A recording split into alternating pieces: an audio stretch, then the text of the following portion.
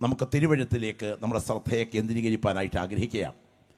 ധന്യനായ പൗലോസ്ലീഹ തെസ്സലോനിക്കർക്ക് എഴുതിയ 2-ാം ലേഖനം 1-ാം അധ്യായത്തിൻ്റെ 10-ാമത് വാക്യം. പരിശുദ്ധാത്മാവിൻ്റെ രാത്രിയിൽ ആ വേദഭാഗത്തിലൂടെ എൻ്റെ മുൻപിലിരിക്കുന്ന സദസ്സിനോട് ഇടപെടട്ടെ എന്ന് ഞാൻ ദൈവസന്നിധിയിൽ പ്രാർത്ഥിക്കുന്നു. തെസ്സലോനിക്കർക്ക് എഴുതിയ 2-ാം ലേഖനം 1-ാം അധ്യായം അതിൻ്റെ 10-ാമത് വാക്യം വായിച്ചാട്ടെ. സുവിശേഷം അനുസരിക്കാത്തവർ കർത്താവിന്റെ സന്നിധാനവും അവന്റെ വല്ലഭത്വത്തോടു കൂടിയ മഹത്വവും വിട്ടകന്ന് നിത്യനാശം എന്ന ശിക്ഷാവിധി അനുഭവിക്കും. കരങ്ങളൊന്ന് ഉയർത്തി കർത്താവിന് സ്തോത്രം ചെയ്താട്ടെ. എല്ലാ പ്രിയപ്പെട്ടവരും ഒരുമിച്ച് ചേർന്ന് 2 മിനിറ്റ് പ്രാർത്ഥിക്കാൻ പോകുകയാണ്. എൻ്റെ പിൻപിലിരിക്കുന്ന കർത്തൃദാസന്മാരിൽ നിന്ന് പ്രാർത്ഥന ഉയരണം. സുവിശേഷ തൽപരരായ ആത്മനിയോഗം പ്രാപിച്ച സകല ദൈവമക്കളുടെയും നാവിൽ പ്രാർത്ഥന ഒരുപോലെ ഉയരണം. ഇത് മിച്ചപ്പണം ചെലവഴിക്കാൻ വെച്ച യോഗമല്ലല്ലോ, ഇത് പണത്തിൻ്റെ തള്ളിക്കയറ്റത്തിൽ വെച്ച ഒരു പ്രകടനമല്ലല്ലോ. ചില ആത്മാക്കളുടെ വിടുതൽ ഇന്ന് രാത്രിയിൽ സംഭവിക്കണം എന്ന് കൊതിക്കുന്ന ദൈവമക്കൾ എല്ലാവരും ഇരിക്കുന്ന ഇരിപ്പിൽ പേർ ജീവൻ്റെ പുസ്തകത്തിലുണ്ടെന്നും ഇന്ന് രാത്രി ഞാൻ കിടന്നുറങ്ങുന്ന കിടപ്പറ എൻ്റെ മരണയറയായി മാറിയാൽ എൻ്റെ വീണ്ടെടുപ്പുകാരൻ്റെ മാർവിലായിരിക്കും എൻ്റെ നിത്യവിശ്രമമെന്നും ബോധ്യമുള്ള ദർശനം പ്രാപിച്ച ഒരുപറ്റം ദൈവമക്കൾ ഇവിടെ കടന്നു വന്നിട്ടുള്ളത് കൊണ്ട് നമ്മുടെ കരങ്ങൾ ഉയർത്തി ദേശത്തിൻ്റെ വിടുതലിനായി ഈ രാത്രിയിൽ സുവിശേഷ പ്രഭാഷണം ചില ആത്മാക്കളുടെ പേർ ജീവൻ്റെ പുസ്തകത്തിൽ കുറിക്കപ്പെടുന്ന രാത്രിയായി തീരാൻ ഇരിക്കുന്ന ഇരിപ്പിൽ കരങ്ങൾ ഉയർത്തി ആത്മാവിൽ പ്രാർത്ഥിച്ചു തുടങ്ങിക്കാട്ടെ. യെസ്, എല്ലാ നാവിൽ നിന്നും പ്രാർത്ഥനയുടെ ശബ്ദം ഉയരട്ടെ. ഈ മേഖലയിൽ ദൈവസാന്നിധ്യം ഇന്ന് രാത്രിയിൽ പ്രതിഫലിക്കട്ടെ. മേഘം പോലെ മൂടുന്ന ദൈവത്തിൻ്റെ തേജസ് ഈ ഗ്രൗണ്ടിന് മീതെ ഇന്ന് രാത്രിയിൽ നിഴൽ വിരിക്കട്ടെ. പൈശാചിക ശക്തികൾ ബന്ധിച്ച് നിത്യ നരകത്തിലേക്ക് വലിച്ചിഴച്ചുകൊണ്ടിരിക്കുന്ന ചില ആത്മാക്കൾ ഈ രാത്രിയിൽ വചനത്തിൻ്റെ വ്യാപാര ശക്തിയാൽ നിത്യജീവനിലേക്ക് കടന്നു വരുന്ന രാത്രിയാകട്ടെ. അതിനെതിരെ ഉയരുന്ന പൈശാചിക അടിച്ചമർത്തലുകളുടെ മേൽ എൻ്റെ മുൻപിലിരിക്കുന്ന അഭിഷിക്തന്മാർ ആത്മാവിൽ ജയമെടുത്ത് പ്രാർത്ഥിച്ചാട്ടെ. സ്വർഗത്തിനും ഭൂമിക്കും നാഥനായ നസ്രയനായ യേശുവിൻ്റെ അധികാരമുള്ള നാമത്തിൽ പാമ്പുകളെയും തേളുകളെയും ശത്രുവിൻ്റെ സകല ബലത്തെയും ചവിട്ടുവാൻ ഞാൻ നിങ്ങൾക്ക് അധികാരം തരുന്നുവെന്ന് അരുളി ചെയ്തവൻ്റെ നാമത്തിൽ വാഴ്ചകളെയും അധികാരങ്ങളെയും ആയുധവർഗം വയ്പ്പിച്ച് അവയെ കാൽവറിയിൽ പരാജയപ്പെടുത്തിയവൻ്റെ നാമത്തിൽ സിംഹത്തിന്മേലും അണലിമേലും ചവിട്ടി ബാലസിംഹത്തെയും പെരുമ്പാവിനെയും മെതിച്ചു കളയുന്നവൻ്റെ നാമത്തിൽ ഇന്ന് രാത്രിയിൽ തീയിൽ ചുള്ളി കത്തുന്നത് പോലെയും തീ കൊണ്ട് വെള്ളം തിളയ്ക്കുന്നത് പോലെയും സ്വർഗം കീറി ഇറങ്ങി വരുന്ന ദൈവസാന്നിധ്യം ഈ ഗ്രൗണ്ടിൽ ബലത്തോടെ വ്യാപരിക്കട്ടെ. ചില പ്രിയപ്പെട്ടവരുടെ പേരുകൾ ഈ രാത്രി ജീവന്റെ പുസ്തകത്തിൽ കുറിക്കപ്പെടട്ടെ. യേശുവിൻ്റെ അധികാരമുള്ള നാമം ചൊല്ലി ഞങ്ങൾ ഇന്ന് രാത്രി ഈ സദസ്സിനെ അനുഗ്രഹിക്കുന്നു. ദൈവ സാന്നിധ്യം ഈ ഗ്രൗണ്ടിൽ അലയടിക്കട്ടെ. യേശുവിൻ നാമത്തിൽ അത് സംഭവിക്കട്ടെ. കർത്താവ് അത് ചെയ്യാൻ തുടങ്ങുന്നത് കൊണ്ട് സ്തോത്രം. യേശുവിൻ നാമത്തിൽ തന്നെ ഒരിക്കൽ കൂടെ ആ വേദഭാഗത്തിലേക്ക് നിങ്ങളുടെ ശ്രദ്ധയെ ക്ഷണിക്കുകയാണ്. ധന്യനായ പൗലോസ്ലീഹ തെസ്സലോനിക്കർക്ക് എഴുതിയ 2-ാം ലേഖനം 1-ാം അധ്യായത്തിൻ്റെ 10-ാമത് വാക്യം. തെസ്സലോനിക്കർക്ക് എഴുതിയ 2-ാം ലേഖനം 1-ാം അധ്യായത്തിൻ്റെ 10-ാമത് വാക്യം വായിച്ചാട്ടെ. സുവിശേഷം അനുസരിക്കാത്തവർ കർത്താവിന്റെ സന്നിധാനവും അവന്റെ വല്ലഭത്വത്തോടു കൂടിയ മഹത്വവും വിട്ടകന്ന് നിത്യനാശം എന്ന ശിക്ഷാവിധി അനുഭവിക്കും. കരങ്ങളൊന്ന് ഉയർത്തി കർത്താവിന് സ്തോത്രം ചെയ്താട്ടെ. ഈ രാത്രി നമ്മുടെ കയ്യിൽ ഇരിക്കുന്ന ജീവന്റെ വചനം ഓർത്ത്, ഇതിന്റെ സത്യസന്ധത ഓർത്ത് എൻ്റെ മുൻപിലിരിക്കുന്ന ദൈവമക്കൾ കരങ്ങളൊന്ന് ഉയർത്തി കർത്താവിന് സ്തോത്രം ചെയ്യുക. പുസ്തകം ഒന്ന് കരങ്ങൾ ഉയർത്തിപ്പിടിക്കാമോ? ആ പുസ്തകം ഒന്ന് കരങ്ങളിൽ ഉയർത്തിപ്പിടിക്കാമോ? ആ പുസ്തകം കരങ്ങളിലൊന്ന് ഉയർത്തിപ്പിടിച്ചുകൊണ്ട് ശിരസുന്നമിപ്പിച്ച ധൈര്യത്തോടെ ആ കരങ്ങൾ ഉയർത്തി ഈ വചനം കൈകളിൽ ഒന്ന് ഉയർത്തിപ്പിടിച്ചുകൊണ്ട് ശബ്ദം ഉയർത്തി കർത്താവിന് മഹത്വം അർപ്പിക്കാൻ കഴിയുമോ?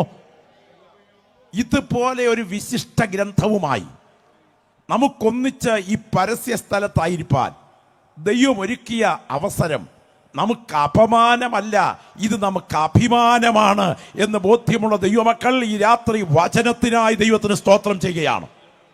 ലോകത്തിൽ എത്രയോ മതഗ്രന്ഥങ്ങളുണ്ട്. ബുദ്ധമതഗ്രന്ഥം, ജൈന മതഗ്രന്ഥം, പാഴ്സി മതഗ്രന്ഥം, സിഖ് മതഗ്രന്ഥം, ഇസ്ലാം മതഗ്രന്ഥം. എല്ലാ മതസ്ഥരും അവരവരുടെ മതഗ്രന്ഥങ്ങൾ അതുല്യമെന്ന്, വൈശിഷ്ട്യം നിറഞ്ഞതെന്ന്, സത്യസന്ധമെന്ന്, ഈശ്വരാസ്തിക്യത്തിന്റെ പ്രഖ്യാപിത രേഖകളെന്ന് തെളിയിപ്പാൻ അശ്രാന്ത പരിശ്രമം നടത്തുമ്പോൾ നമ്മുടെ വിശ്വാസ പ്രമാണത്തിന് ആധാരമായ ഈ പരിശുദ്ധ തിരുവെഴുത്തിന്റെ പരമ ഉത്കൃഷ്ടത, ഇതിൻ്റെ പവിത്രത, ഇതിൻ്റെ വൈശിഷ്ട്യം, ഇതിൻ്റെ സത്യസന്ധത, ഇതിൻ്റെ തെറ്റിക്കൂടായ്മ, ഇതിൻ്റെ ദിവ്യത്വം, ഇതിൻ്റെ അപ്രമാദിത്വം, ഇതെവിടെയാണ് ഉള്ളടക്കം ചെയ്തിരിക്കുന്നത്? ഞാൻ പറയാം. ഇതിൻ്റെ പുറകിൽ നിൽക്കുന്നത് ഒരു പിടി ആശയമല്ല. ഇതിൻ്റെ പുറകിൽ നിൽക്കുന്നത് മരണത്തെ ജയിച്ചുയർത്തെഴുന്നേറ്റ ഒരാളത്വമാണ്.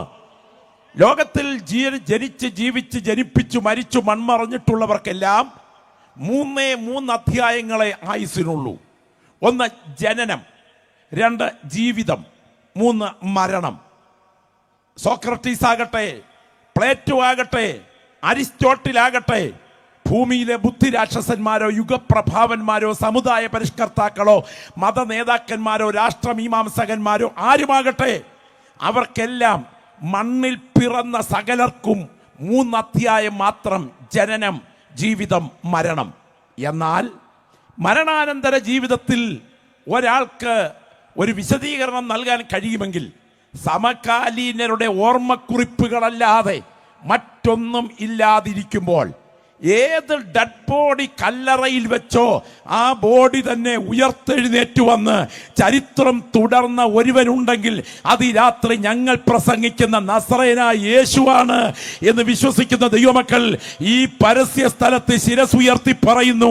ഇതിന്റെ പുറകിൽ വ്യാപരിക്കുന്നത് ഒരു പിടി ആശയമല്ല, ഇതിന്റെ പുറകിൽ വ്യാപരിക്കുന്നത് ഒരാളത്വമാണ്. ഈ വിശിഷ്ട ഗ്രന്ഥം, ഇതിന്റെ സത്യസന്ധത എത്ര വലുതാണ് പ്രിയപ്പെട്ടവരെ. നമുക്കറിയാം, പ്രവചനങ്ങളിൽ മനുഷ്യൻ വിശ്വസിക്കുന്നു. 2ാം ലോക മഹായുദ്ധ കാലഘട്ടം, യുദ്ധത്തിന്റെ മുൻനിരയിൽ നിൽക്കുന്ന പടയാളികളുടെ ആത്മവീര്യം തകർക്കാൻ 15ാം നൂറ്റാണ്ടിൽ ജീവിച്ചിരുന്ന ക്രൈസ്തവ സന്യാസിയായ നോംസ്ട്രാംസിന്റെ പ്രവചനങ്ങൾ തങ്ങൾക്ക് അനുകൂലമായി വ്യാഖ്യാനിച്ച് യുദ്ധത്തിന്റെ മുൻനിരയിൽ വിതരണം ചെയ്ത രാജ്യങ്ങൾ ഇവിടെയുണ്ട്. ഇന്ത്യയിൽ മതത്തിന്റെ പേരിൽ രക്തച്ചൊരിച്ചിൽ നടക്കുമെന്ന്, മധ്യപൂർവ്വ പ്രദേശം എണ്ണക്കൊഴുപ്പിൽ കുതിച്ചുയരുമെന്ന്, അടുത്ത മഹായുദ്ധം ഒരു ന്യൂക്ലിയർ ദുരന്തമായിരിക്കുമെന്ന്, മുല്ലപ്പെരിയാർ ഡാം തകരുമെന്ന് ഒക്കെ നോംസ്ട്രാംസ് പ്രവചിച്ചിട്ടുണ്ട് എന്ന് അദ്ദേഹത്തിന്റെ അനുയായികൾ പറയുന്നു. എന്നാൽ ആർക്കും എവിടെയും എങ്ങനെയും വ്യാഖ്യാനിക്കാവുന്ന ഒരുപടി പ്രവചനങ്ങൾ വിശദീകരിക്കുന്ന ഇതര ഗ്രന്ഥങ്ങളെക്കാൾ നമ്മുടെ കയ്യിലിരിക്കുന്ന ഈ വിശുദ്ധ ബൈബിളിന്റെ അതുല്യതയോർത്താൽ നമുക്ക് കണ്ണടച്ച് വാപൂട്ടി ഹിമാലയ പർവ്വതത്തിൽ മുനിയിരിക്കുന്നത് പോലെ ഇരിക്കാൻ പറ്റില്ല. ഈ രാത്രി കരമുയർത്തി പറയും, ഇതുപോലെ ഒരു ഗ്രന്ഥം ചരിത്രം കണ്ടിട്ടില്ല.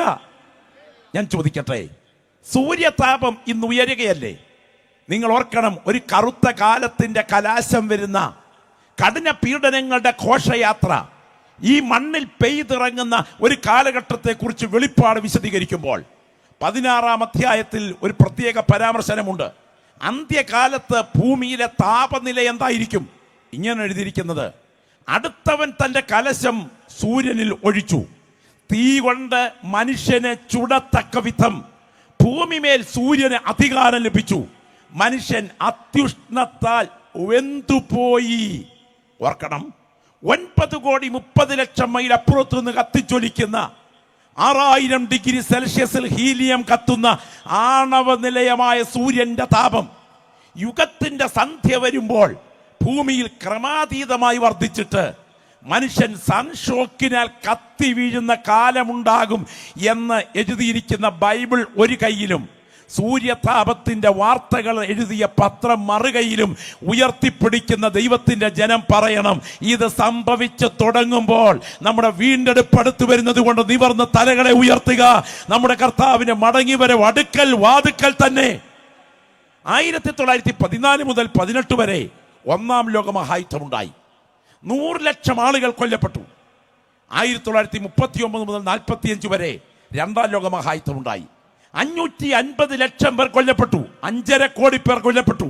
എന്നാൽ വിശുദ്ധ ബൈബിൾ പറയുന്നു, അധികം താമസിക്കാതെ മറ്റൊരു മഹായുദ്ധം പൊട്ടിപ്പുറപ്പെടും.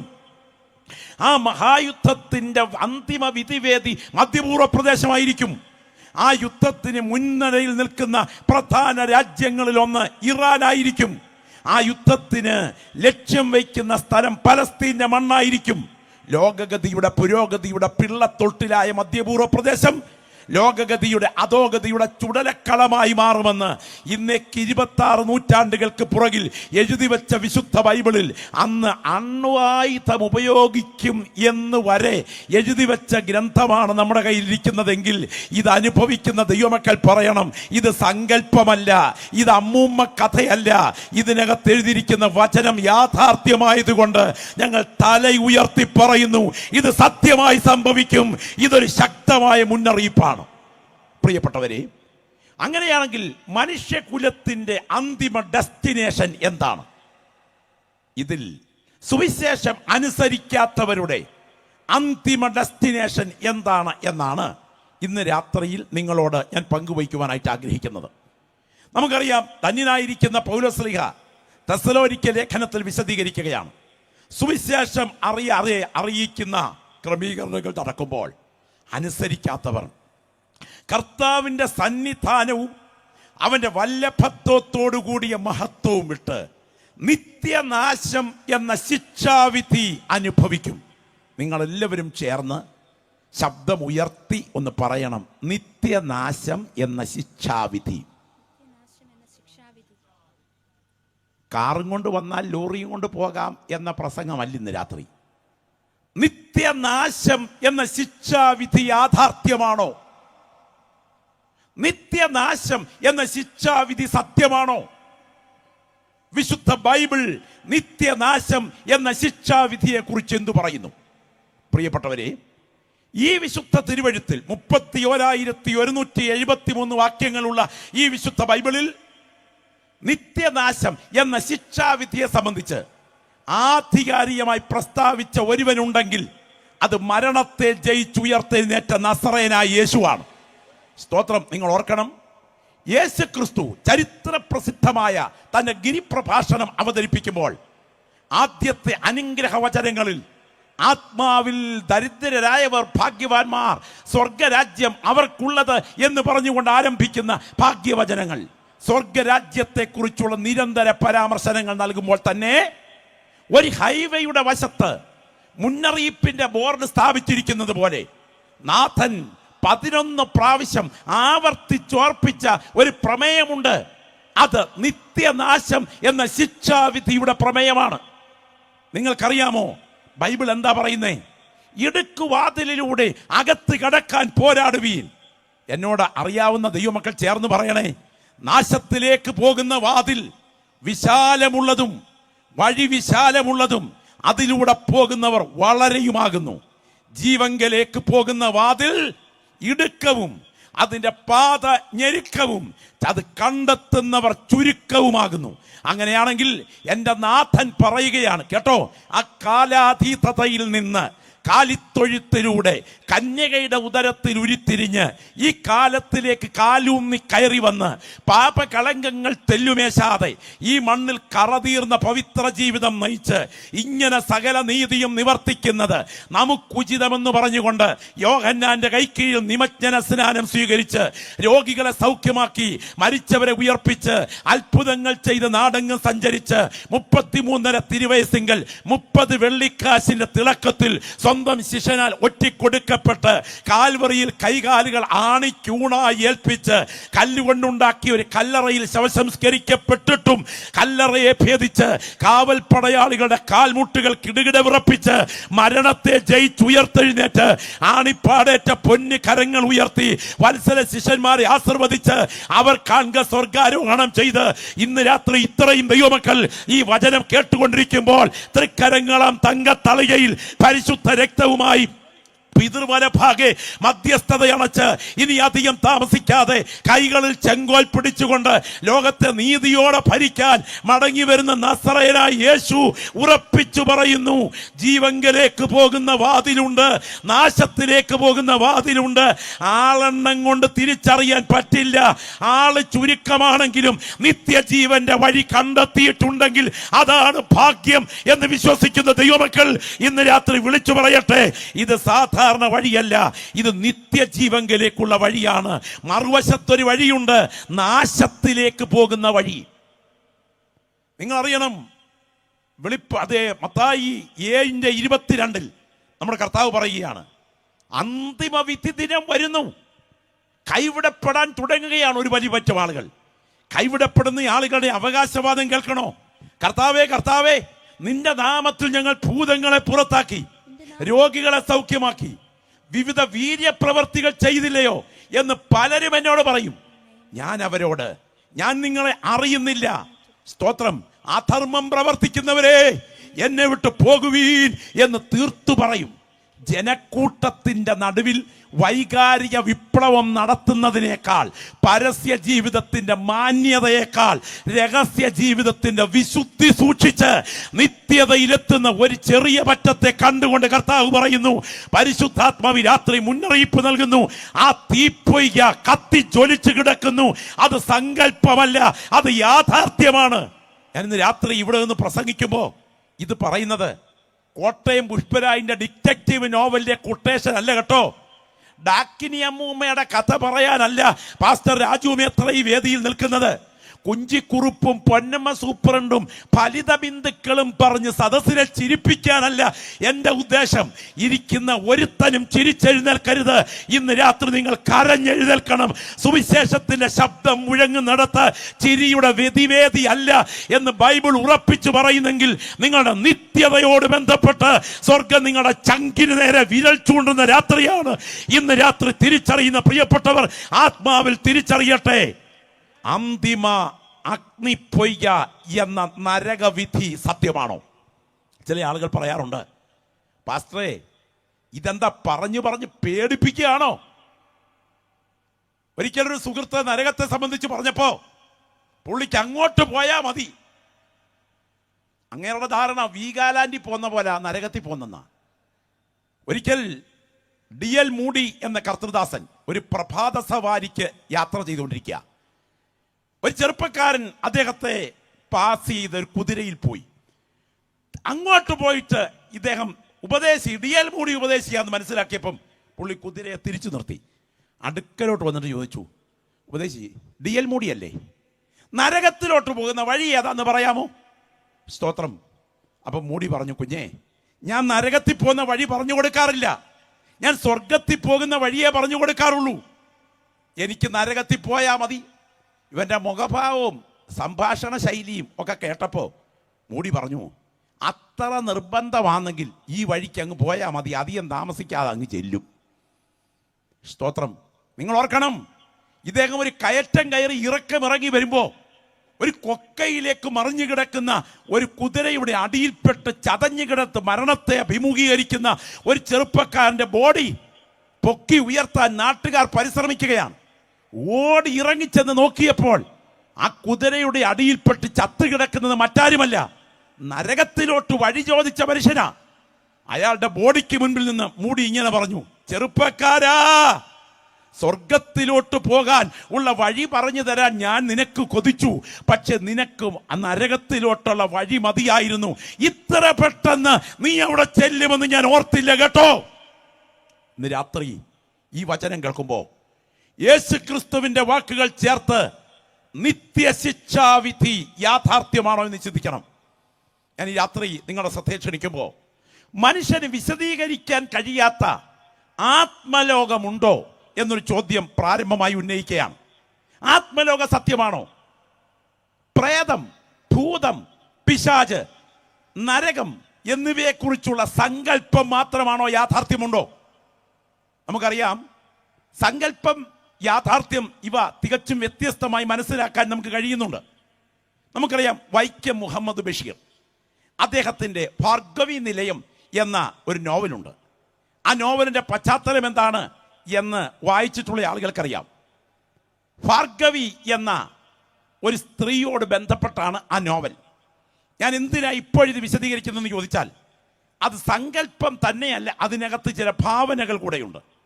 ഇദ്ദേഹത്തിന് അങ്ങനെ ഇങ്ങനെ സാമ്പത്തികമായി ഉയർച്ചയില്ലാതെ വളരെ ഞെരുങ്ങി മുൻപോട്ട് പോകുന്ന സമയത്ത് വില കുറഞ്ഞ ഒരു വാടക വീട് എടുക്കണം എന്നാഗ്രഹിച്ച് അദ്ദേഹം താല്പര്യപ്പെട്ട് അന്വേഷിച്ചപ്പോൾ ഒരു വാടക വീട് കിട്ടി.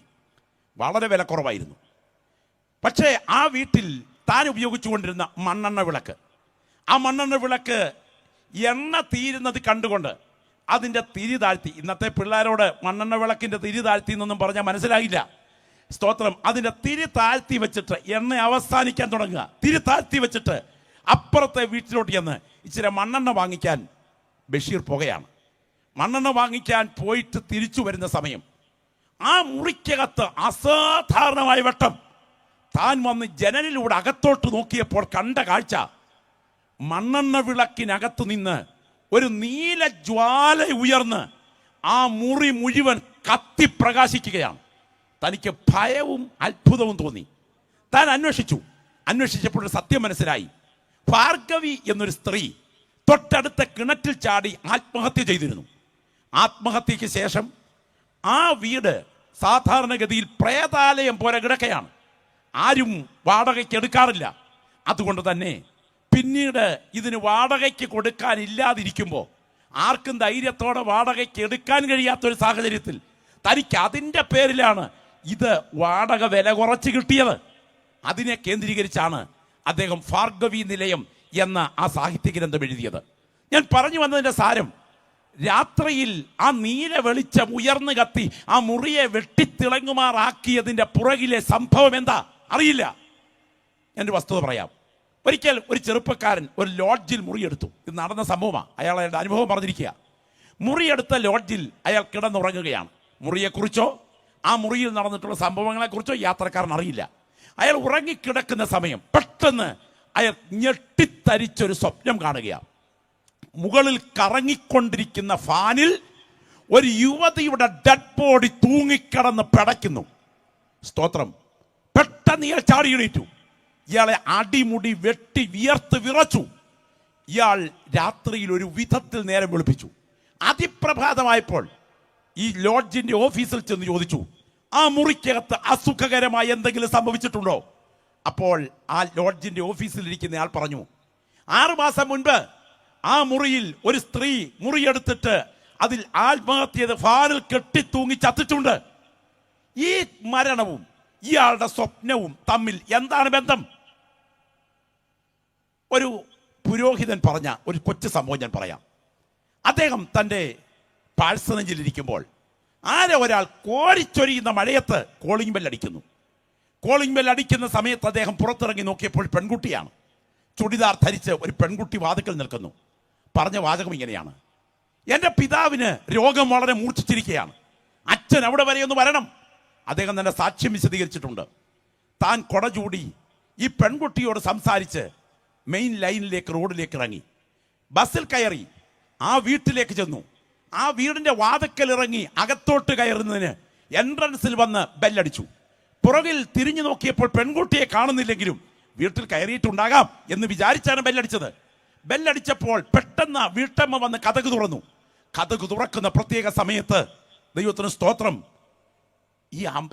ആ വീട്ടമ്മ ചോദിച്ചു, അച്ഛൻ എങ്ങനായി വന്നേ?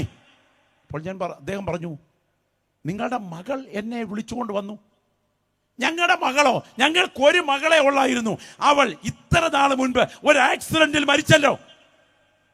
എന്തായാലും അച്ഛൻ വന്നത് നന്നായി. എൻ്റെ ഭർത്താവ് അന്ത്യശ്വാസം വലിച്ചു മരണത്തോടടുക്കുകയാണ്. പ്രാർത്ഥിച്ചു, ആ മനുഷ്യൻ മരിച്ചു. പക്ഷേ അത്ഭുതപ്പെട്ട ഇദ്ദേഹം അമ്മയോട് ചോദിച്ചു, ആ പെൺകുട്ടിയുടെ, തൻ്റെ മകളുടെ ഫോട്ടോ ഒന്ന് കാണണം. ഫോട്ടോ കാണിച്ചു.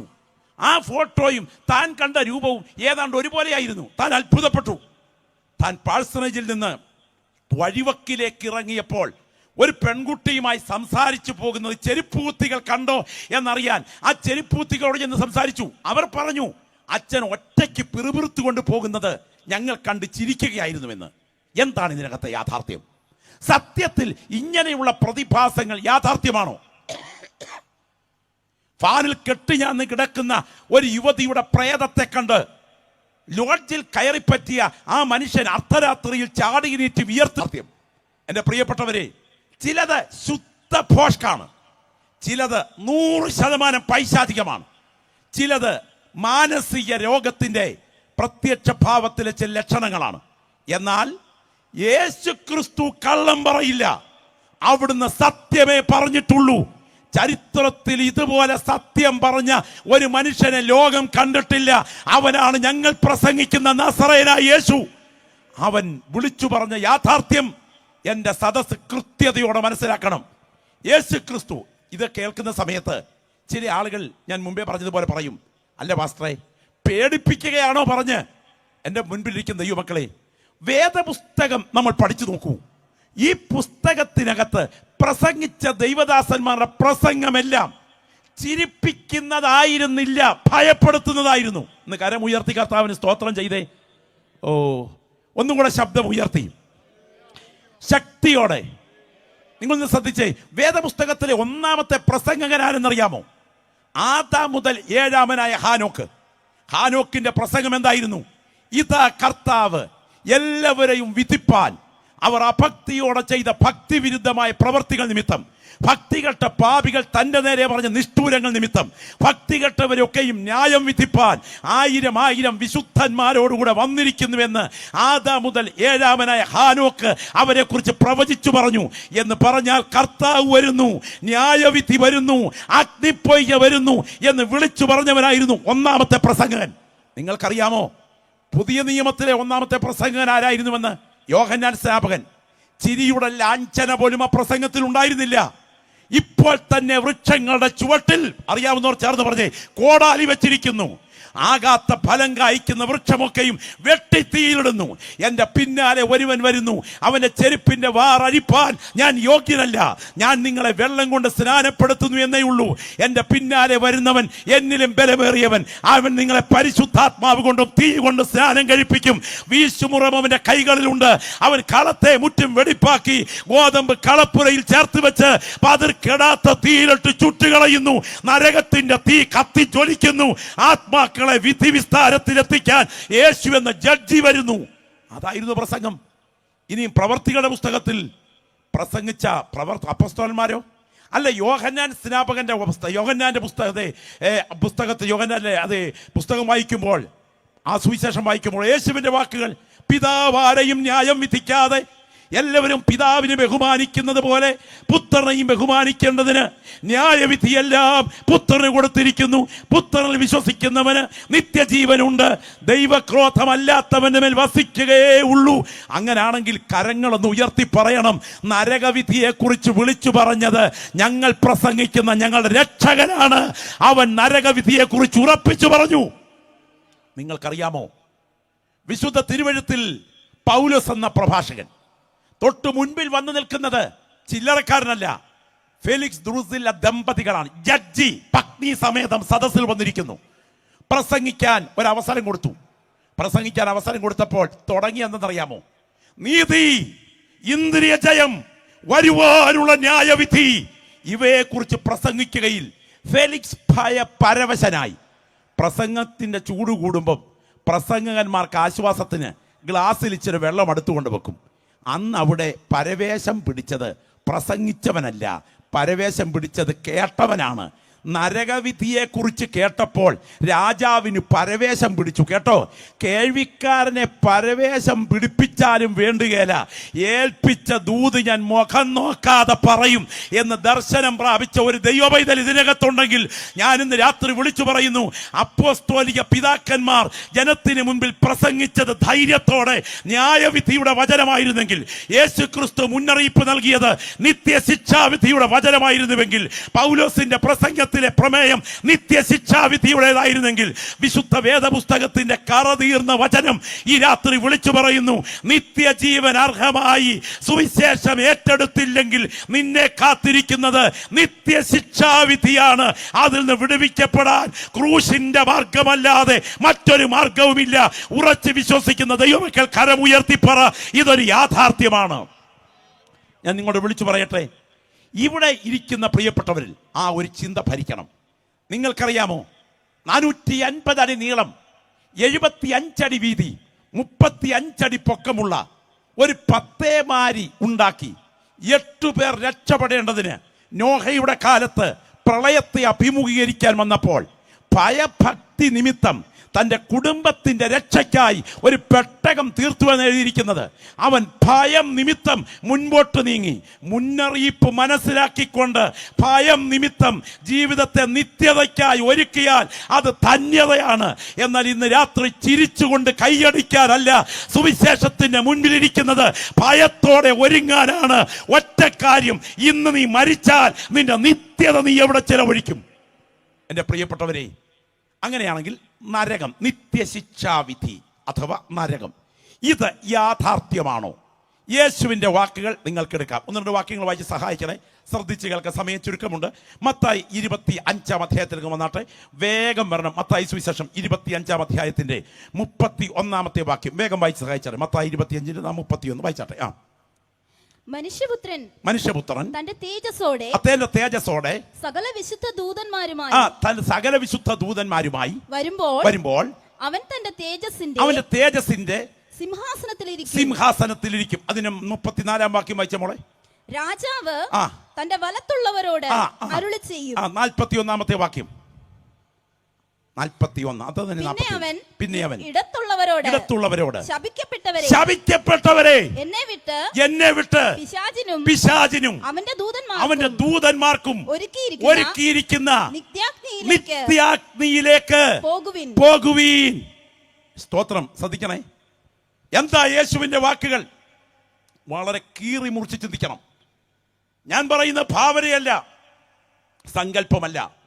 നിങ്ങൾക്കറിയാമോ, നരകമുണ്ടെന്ന് ഇന്ന് ഒരു വലിയ പറ്റം ആളുകൾ വിശ്വസിക്കുന്നില്ല.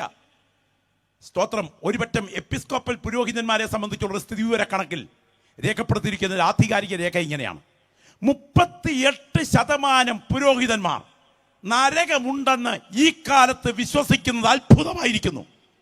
ഞാൻ എന്താ ഇന്ന് രാത്രി ഇത് സൂചിപ്പിക്കുന്നത്? 38% ബൈബിൾ സ്കോളേഴ്സായ പുരോഹിതന്മാർ നരകം ഉണ്ടെന്ന് വിശ്വസിക്കുന്നത് അത്ഭുതമായിരിക്കുന്നു. നിങ്ങൾക്കറിയാമോ അതിന്റെ അർത്ഥം എന്താ? നരകമില്ല. പോലീസ് ഇല്ലെന്ന് കേൾക്കുന്നതല്ലേ കള്ളനൊരു സുഖം? തട്ടിപ്പും വെട്ടിപ്പും വളപ്പും വഞ്ചനയും വക്രതയും പൂഴ്ത്തിവയ്പുമായി നീങ്ങുന്ന തട്ടിപ്പുകാരന് പോലീസ് ഇല്ലെന്ന് കേൾക്കുന്നതാ സുഖം. എന്നാൽ ആകാശവും ഭൂമിയും മാറിയാലും മാറ്റമില്ലാത്ത ദൈവത്തിന്റെ വചനത്തിൽ എന്റെ രക്ഷകൻ മുഖം നോക്കാതെ വിളിച്ചു പറയുന്നു, അന്തിമ ജഡ്ജിയുടെ വിധിക്ക് മുൻപിൽ ഒരു നരകം കാത്തുകിടക്കുന്നു. ഇനി അടുത്ത ചോദ്യം, നരകത്തെ കുറിച്ചുള്ള പരാമർശനം എന്റെ ശ്രോതാക്കൾ ശ്രദ്ധിച്ചു വിലയിരുത്തണം. ശപിക്കപ്പെട്ടവരെ പിശാചിനും അവന്റെ ദൂതന്മാർക്കും ഒരുക്കിയിരിക്കുന്ന നിത്യാഗ്നിയിലേക്ക് പോകുവീൻ. എന്റെ ചോദ്യം, അപ്പോൾ നരകം ഒരുക്കിയിരിക്കുകയാണല്ലേ? ഒരു വലിയ പറ്റം ഭക്തന്മാരായ 80ഓളം ആളുകളുടെ മധ്യത്തിൽ ഒരിക്കൽ ഒരു ദൈവദാസൻ ക്ലാസ് എടുത്തുകൊണ്ടിരിക്കുമ്പോൾ ചോദിച്ചു, ദൈവസ്നേഹത്തെ കുറിച്ചുള്ള പ്രസംഗം കേട്ട് രക്ഷിക്കപ്പെട്ടവർ നിങ്ങളുടെ ഇടയിൽ എത്ര പേരുണ്ട്? ആ സമയത്ത് ആരുമില്ല കൈപൊക്കാൻ. എന്നാൽ ദൈവത്തിന്റെ കോപവും നിത്യശിക്ഷാവിധിയും എന്നത് ഗ്രഹിച്ച് രക്ഷിക്കപ്പെട്ടവർ എത്ര പേരുണ്ട്? ചോദിച്ച ചോദ്യത്തിന് മുൻപിൽ 80ഓളം ആളുകൾ ഒന്നിച്ച് കൈവക്കിയിട്ട് പറഞ്ഞു, ഞങ്ങൾ രക്ഷിക്കപ്പെട്ടത് ദൈവകോപവും നിത്യശിക്ഷാവിധിയും കേട്ടാണ്. ഇന്ന് ജനത്തെ തെറ്റിദ്ധരിക്കരുത്. ഇലക്ട്രോണിക്സ് ഹിപ്നോട്ടിസത്തിലൂടെ അതെ ഒരുതരം കച്ചവടവൽക്കരിക്കുന്ന മനഃശാസ്ത്ര കൗതുകം നിറഞ്ഞ ഈ സദസ്സുകൾക്ക് നടുവിൽ കോട്ടയത്തിന്റെ ഹൃദയഭാഗത്ത് കലർപ്പില്ലാത്ത ജീവന്റെ വചനം ഉയർത്തിപ്പിടിച്ചുകൊണ്ട് ഞങ്ങൾ വിളിച്ചു പറയുന്നു, നിന്റെ തൊലിയുടെ വെളുപ്പ് കൊണ്ട്, നിന്റെ തറവാടിന്റെ മഹത്വം കൊണ്ട്, നീ ജനിച്ചു വീണ കുടുംബത്തിന്റെ ശ്രേഷ്ഠത കൊണ്ട്, നിന്റെ പാരമ്പര്യം കൊണ്ട് സ്വർഗം നിനക്കായി ചായുകയില്ല. നിത്യജീവൻ പ്രാപിക്കാൻ ദൈവം നിനക്ക് ഭാഗ്യം തന്നിട്ടില്ലെങ്കിൽ നിന്നെ കാത്തിരിക്കുന്നത് നിത്യ നരകം എന്ന ശിക്ഷാവിധിയാണ്. ദൈവത്തിന് സ്തോത്രം. പക്ഷേ ഇതിനെക്കുറിച്ചുള്ള പരാമർശം ശ്രദ്ധിക്കണം. ഒരുക്കിയിരിക്കുന്നു. ഇവിടെ ഇരിക്കുന്ന പ്രത്യാശ നിറഞ്ഞ ദൈവമക്കളുടെ ഹൃദയത്തോട് ഞാൻ ചോദിക്കട്ടെ, നമ്മൾ ഒരു ഒരുക്കിയിരിക്കുന്നതിലൂടെ കാത്തിരിക്കുക. നമ്മുടെ കർത്താവ് പറഞ്ഞു, ഞാൻ നിങ്ങൾക്ക് ചേർന്ന് പറയാം സ്ഥലം എന്ന് പറഞ്ഞ ശബ്ദം ഉയർത്തി. ഒരുക്കപ്പെട്ടിട്ടുണ്ടെന്നുള്ള ബോധ്യമുള്ളവർ മാത്രം പറഞ്ഞാൽ മതി. സ്തോത്രം. ഞാൻ നിങ്ങൾക്ക് സ്ഥലം ഒരുക്കാൻ പോകുന്നു. ഇവിടെ ഇരിക്കുന്ന ദൈവമക്കൾ ഓർക്കണം, എൻ്റെ കർത്താവ് ഒരുക്കുന്ന സ്ഥലത്തെക്കുറിച്ച് നമ്മുടെ തലച്ചോറിൻ്റെ ഭാവനയ്ക്കകത്ത് ഉൾക്കൊള്ളാൻ പറ്റില്ല. ഇരിക്കുന്ന ഇരിപ്പിൽ അകം തിളച്ചുകൊണ്ട് നമ്മൾ ആത്മാവിൽ പാടും, മുത്തുമയമായി വിളങ്ങും പട്ടണമാണത്, പുത്തൻ യെരൂശലേം പുരം തത്ര ശോഭിതം, വീതി സ്വച്ഛ സ്ഫടിക തുല്യ തങ്ക നിർമ്മിതമാം പട്ടണം, അതിൻ്റെ ഭംഗി വർണ്ണ്യമല്ലഹോ. ഇന്ന് രാത്രി അകം കത്തുന്ന എത്ര ദൈവമക്കൾ ഇവിടെയുണ്ട്, അകം കത്തുന്ന എത്ര ദൈവമക്കൾ ഇവിടെയുണ്ട്. ഓടിച്ചു പോകുമ്പോൾ ഒന്ന് കണ്ണടഞ്ഞു പോയാൽ പാട്ട പോലെ പൊളിഞ്ഞ് നിന്നെ മൂക്കിൽ പഞ്ഞി വെച്ച് കോട്ടയം മെഡിക്കൽ കോളേജിന്റെ മോർച്ചറിയിൽ കൊണ്ട് കടത്തുന്ന ഒരു പാട്ട വണ്ടി കിട്ടുന്നതിനേക്കാൾ, നിയമം മാറിയാൽ ഭണ്ഡാരത്തിൽ ചേരുന്ന ഒരു തുണ്ട് വസ്തു വാങ്ങിക്കുന്നതിനേക്കാൾ, ദൈവത്തിന് സ്തോത്രം, സിമന്റ് കൂന കൊണ്ട് കെട്ടിപ്പൊക്കുന്ന ഒരു മാൾബിൾ കൊട്ടാരം സ്വന്തമാക്കുന്നതിനേക്കാൾ ഇന്ന് രാത്രി എൻ്റെ പേര് ജീവന്റെ പുസ്തകത്തിലുള്ളത് കൊണ്ട് ഞാൻ കിടക്കുന്ന കിടപ്പറയിൽ മരണം എന്നെ തേടിയെത്തിയാൽ എൻ്റെ വിശ്രമം എൻ്റെ രക്ഷകൻ ഒരുക്കിയ നിത്യ വീട്ടിലാണ് എന്ന് ബോധ്യമുള്ള ദൈവമക്കൾ ഇരിക്കുന്ന ഇരിപ്പിലിരുന്ന് വിശ്വാസത്തിന്റെ കണ്ണുകൾ ഉയർത്തി പറയണം, ആ പുത്തനാം യെരൂശലേം, ആ തങ്കക്കുട കെട്ടിടം, ആ കനക കൊട്ടാരം, വിശുദ്ധന്മാരുടെ അത് വാസസ്ഥലം, അതെനിക്ക് വേണ്ടി സ്വർഗം ഒരുക്കിയിരിക്കുക. ശ്രദ്ധിക്കണേ, ഒരുക്കപ്പെട്ടിരിക്കുന്ന ഒരു സ്വർഗം, അത് ഭക്തന്മാരുടെ അന്തിമ ഡെസ്റ്റിനി. എന്നാൽ സുവിശേഷം അനുസരിക്കാത്ത കൂടപ്പറപ്പേ, താങ്കൾക്കൊരുക്കിയിരിക്കുന്നത് എന്തെന്നറിയാമോ? നിത്യനാശം എന്ന ശിക്ഷാവിധി സ്ഥലം. ഞാൻ മുമ്പേ പറഞ്ഞ പദം ഒന്നുകൂടെ ആവർത്തിക്കാം. ഇത് വീഗാലാൻഡ് അല്ല, ഇത് AC റൂം അല്ല. എന്താണ് ഇത്? ഒരുക്കിയിരിക്കുകയാണ്. ഞാൻ ചോദിക്കുന്നു, ഇത് ഒരുക്കിയതാരാ? വിയൂർ ജയിൽ തയ്യാറാക്കിയതാരാ? പൂജപ്പുര സെന്റർ ജയിൽ തയ്യാറാക്കിയതാരാ? അവിടുത്തെ തൂക്കുമരവും കഴുകുമരവും ഒരുക്കിയതാരാ? ഈ രാജ്യത്തിന്റെ ഭരണാധികാരികൾ ഈ രാജ്യത്തിന്റെ സുരക്ഷിതത്വത്തിന് വേണ്ടി ജയിലും അനുബന്ധ സംവിധാനങ്ങളും തയ്യാറാക്കിയത് യാഥാർത്ഥ്യമാണെങ്കിൽ, പ്രപഞ്ച സൃഷ്ടിതാവായ മഹാദൈവം തന്റെ നിത്യതയുടെ പ്ലാനിൽ തയ്യാറാക്കി വെച്ചിരിക്കുന്ന ഒരു നരകം യാഥാർത്ഥ്യമാണ്. യേശു അത് ഉറപ്പിച്ചു പഠിപ്പിച്ചെങ്കിൽ ചെവി തുറന്ന് കേൾക്കുക. നരകം സങ്കല്പമല്ല, യാഥാർത്ഥ്യമാണ്. അത് ഒരുക്കപ്പെട്ട സ്ഥലമാണ്. ഇനിയും ഒരുക്കപ്പെട്ടിട്ടുണ്ടോ? ഒരു വാക്യം യെശയ്യാ പ്രവചനത്തിൽ നിങ്ങളൊന്ന് വായിച്ചാട്ടെ, 30:33. വേഗം വായിക്കണേ. യെശയ്യാ 30:33. പെട്ടെന്ന് യെശയ്യാ 30:33. പെട്ടെന്ന് വായിച്ചാട്ടെ.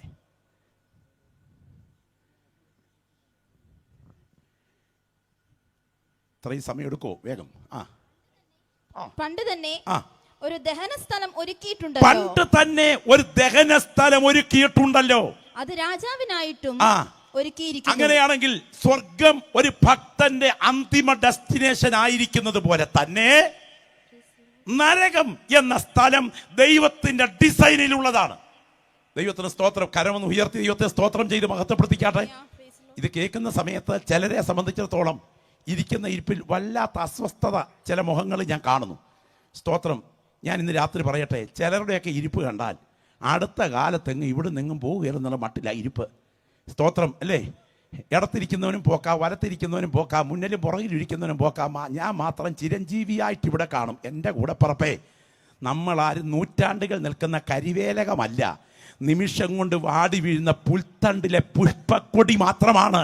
സ്തോത്രം. എന്നാൽ നമുക്കൊരുക്കിയിരിക്കുന്ന നിത്യ നരകമാണോ നിത്യ സ്വർഗമാണോ എന്നിന്ന് രാത്രി തിരിച്ചറിഞ്ഞുകൊണ്ട് കണ്ണുകൾ ഉയർത്തി നിത്യതയെ കണ്ടെഴുന്നേൽക്കാൻ ദൈവാത്മാവ് നിങ്ങളെ ഒരുക്കുന്ന രാത്രിയാണ് ഈ രാത്രി. എൻ്റെ മുൻപിൽ നിന്ന് സ്തോത്രം ചെയ്ത് ആരാധിക്കുന്ന ദൈവമക്കൾ ഞാൻ പറയാം, നമുക്ക് വേണ്ടി ഒരുക്കിയതല്ല നരകം, അത് പിശാചിനും അവൻ്റെ ദൂതന്മാർക്കും വേണ്ടി ഒരുക്കിയതാണ്. കൃപയാൽ അതിൽ നിന്ന് കാൽവറിയിലെ ചോര കൊണ്ട് എൻ്റെ ദൈവം എന്നെ വിടുവിച്ചതോർത്ത് ഞാൻ എൻ്റെ ദൈവത്തിന് സ്തോത്രം ചെയ്യുന്നെന്ന് പറയാൻ പ്രാഗൽഭ്യമുള്ള ദൈവമക്കൾ, വിടുതൽ പ്രാപിച്ചിട്ടുള്ളവർ മാത്രം അവരുടെ സ്തോത്രം കേട്ടാൽ അറിയാം, അവരുടെ ഇരിപ്പ് കണ്ടാൽ അറിയാം, അവരുടെ ശബ്ദം ഉയർത്തുന്നത് കണ്ടാൽ അറിയാം. അവരിന്ന് ഈ രാത്രി ഇരിക്കുന്ന ഇരിപ്പിൽ ഒരു മിനിറ്റ് കരമടിച്ചൊന്ന് ദൈവത്തെ ആരാധിക്കണം. എൻ്റെ പേര് ജീവന്റെ പുസ്തകത്തിലുണ്ട്, നിത്യത എനിക്ക് സ്വന്തമാണ്. കുഞ്ഞാടിന്റെ രക്തത്തിന്റെ ശക്തി ഈ ഗ്രൗണ്ടിൽ വ്യാപരിക്കുമ്പോൾ പരിശുദ്ധാത്മാവിന്റെ ദിവ്യമേഘം ഈ ഗ്രൗണ്ടിന് മീതെ കർത്താവിന്റെ നിഴൽ വിരിക്കുമ്പോൾ ചില വ്യക്തികളോട് ദൈവത്തിന്റെ ആത്മാവ് ഇന്ന് രാത്രി ആഴത്തിൽ ചോദിക്കുന്നു ഒറ്റ ചോദ്യം. അത് ഒരുക്കപ്പെട്ട സ്ഥലമാണെങ്കിൽ, അത് ദൈവമാണ് ഒരുക്കിയതെങ്കിൽ, ഈ രാത്രി ഒന്നും കൂടെ എടുത്തു പറയാം, അത് ഒരുക്കിയത് കർത്താവായ യേശു ക്രിസ്തുവാണ്. യേശു ക്രിസ്തു നരകമൊരുക്കിയോ? അതെ. തിരുവെഴുത്ത് പറയുന്നു, കൊലോസ്യ ലേഖനം വായിക്കണം, 1-ാം അധ്യായത്തിന്റെ സ്തോത്രം 15-16. സമയം ചുരുക്കൊണ്ട് വായിപ്പിക്കുന്നില്ല.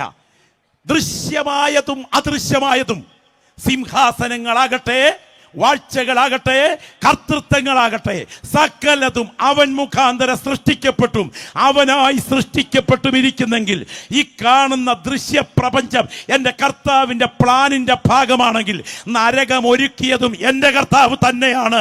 അനുസരിക്കാത്തവർക്ക് വേണ്ടി അഗ്നി പൊയ്ക എൻ്റെ ദൈവം ഒരുക്കിയിരിക്കുന്നു. എന്നാൽ അനുസരിക്കുന്നവർക്ക് വേണ്ടി നിത്യ നരകം എൻ്റെ കർത്താവ് ഒരുക്കിയിരിക്കുന്നു. അവിടെ എത്തിച്ചേരുമെന്ന് ബോധ്യമുള്ള ദൈവമക്കളുടെ നാവിൽ ഈ രാത്രി സ്തോത്രത്തിന്റെ ശബ്ദം ഉയരണം.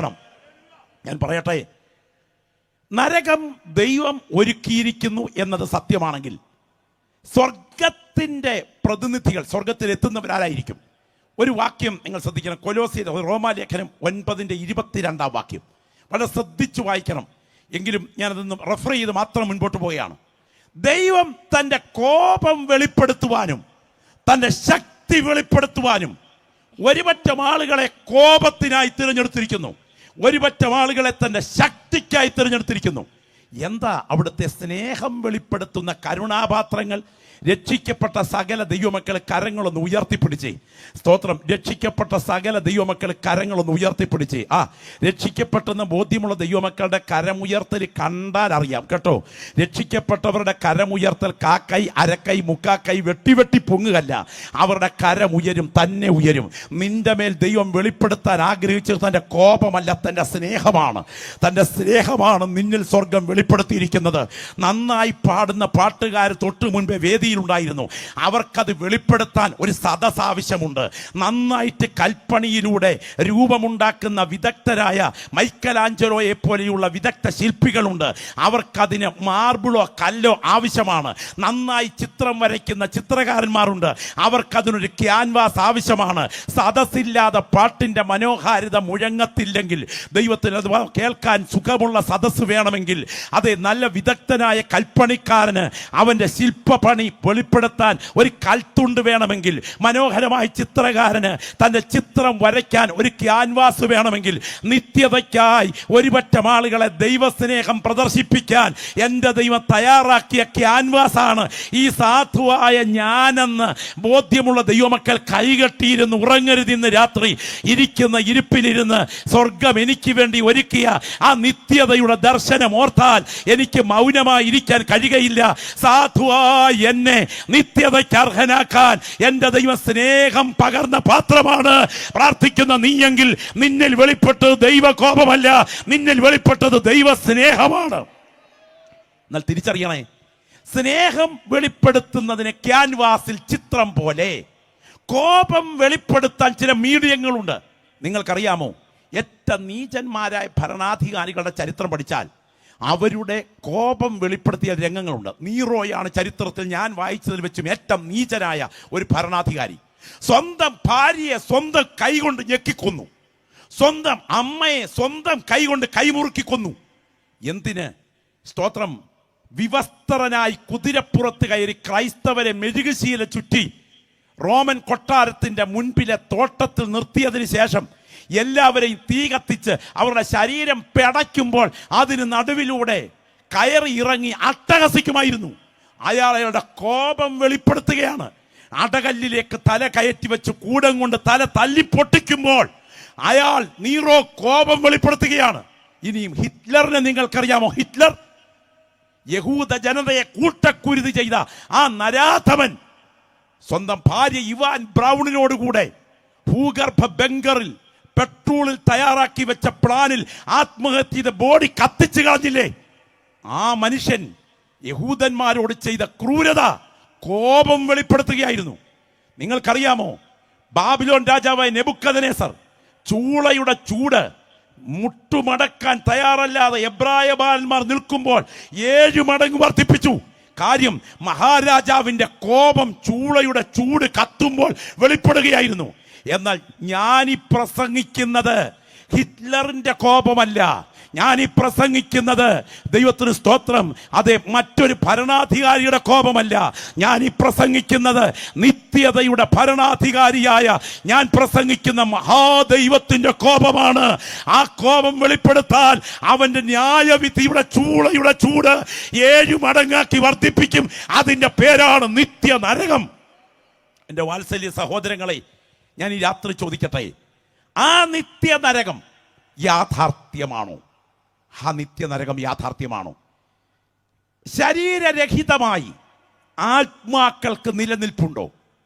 ശരീരരഹിതമായ ആത്മാക്കൾക്ക് നിലനിൽപ്പുണ്ടോ? റെയ്മൻ മൂഡി എന്ന ഒരു നിരീശ്വരവാദിയെ കുറിച്ച് നിങ്ങൾ കേട്ടിട്ടില്ലേ? ദൈവാസ്തിക നിഷേധിയാണ്. അദ്ദേഹം തന്നെ ഹോസ്പിറ്റലിൽ ഒരു രോഗിയെ ചെക്ക് ചെയ്തുകൊണ്ടിരിക്കുന്നു. ആ രോഗി പെട്ടെന്ന് മരിക്കുന്നു. ദൈവാസ്തിക നിഷേധിയാണ് ഇയാൾ, ദൈവമുണ്ടെന്ന് വിശ്വസിക്കുന്നയാളല്ല.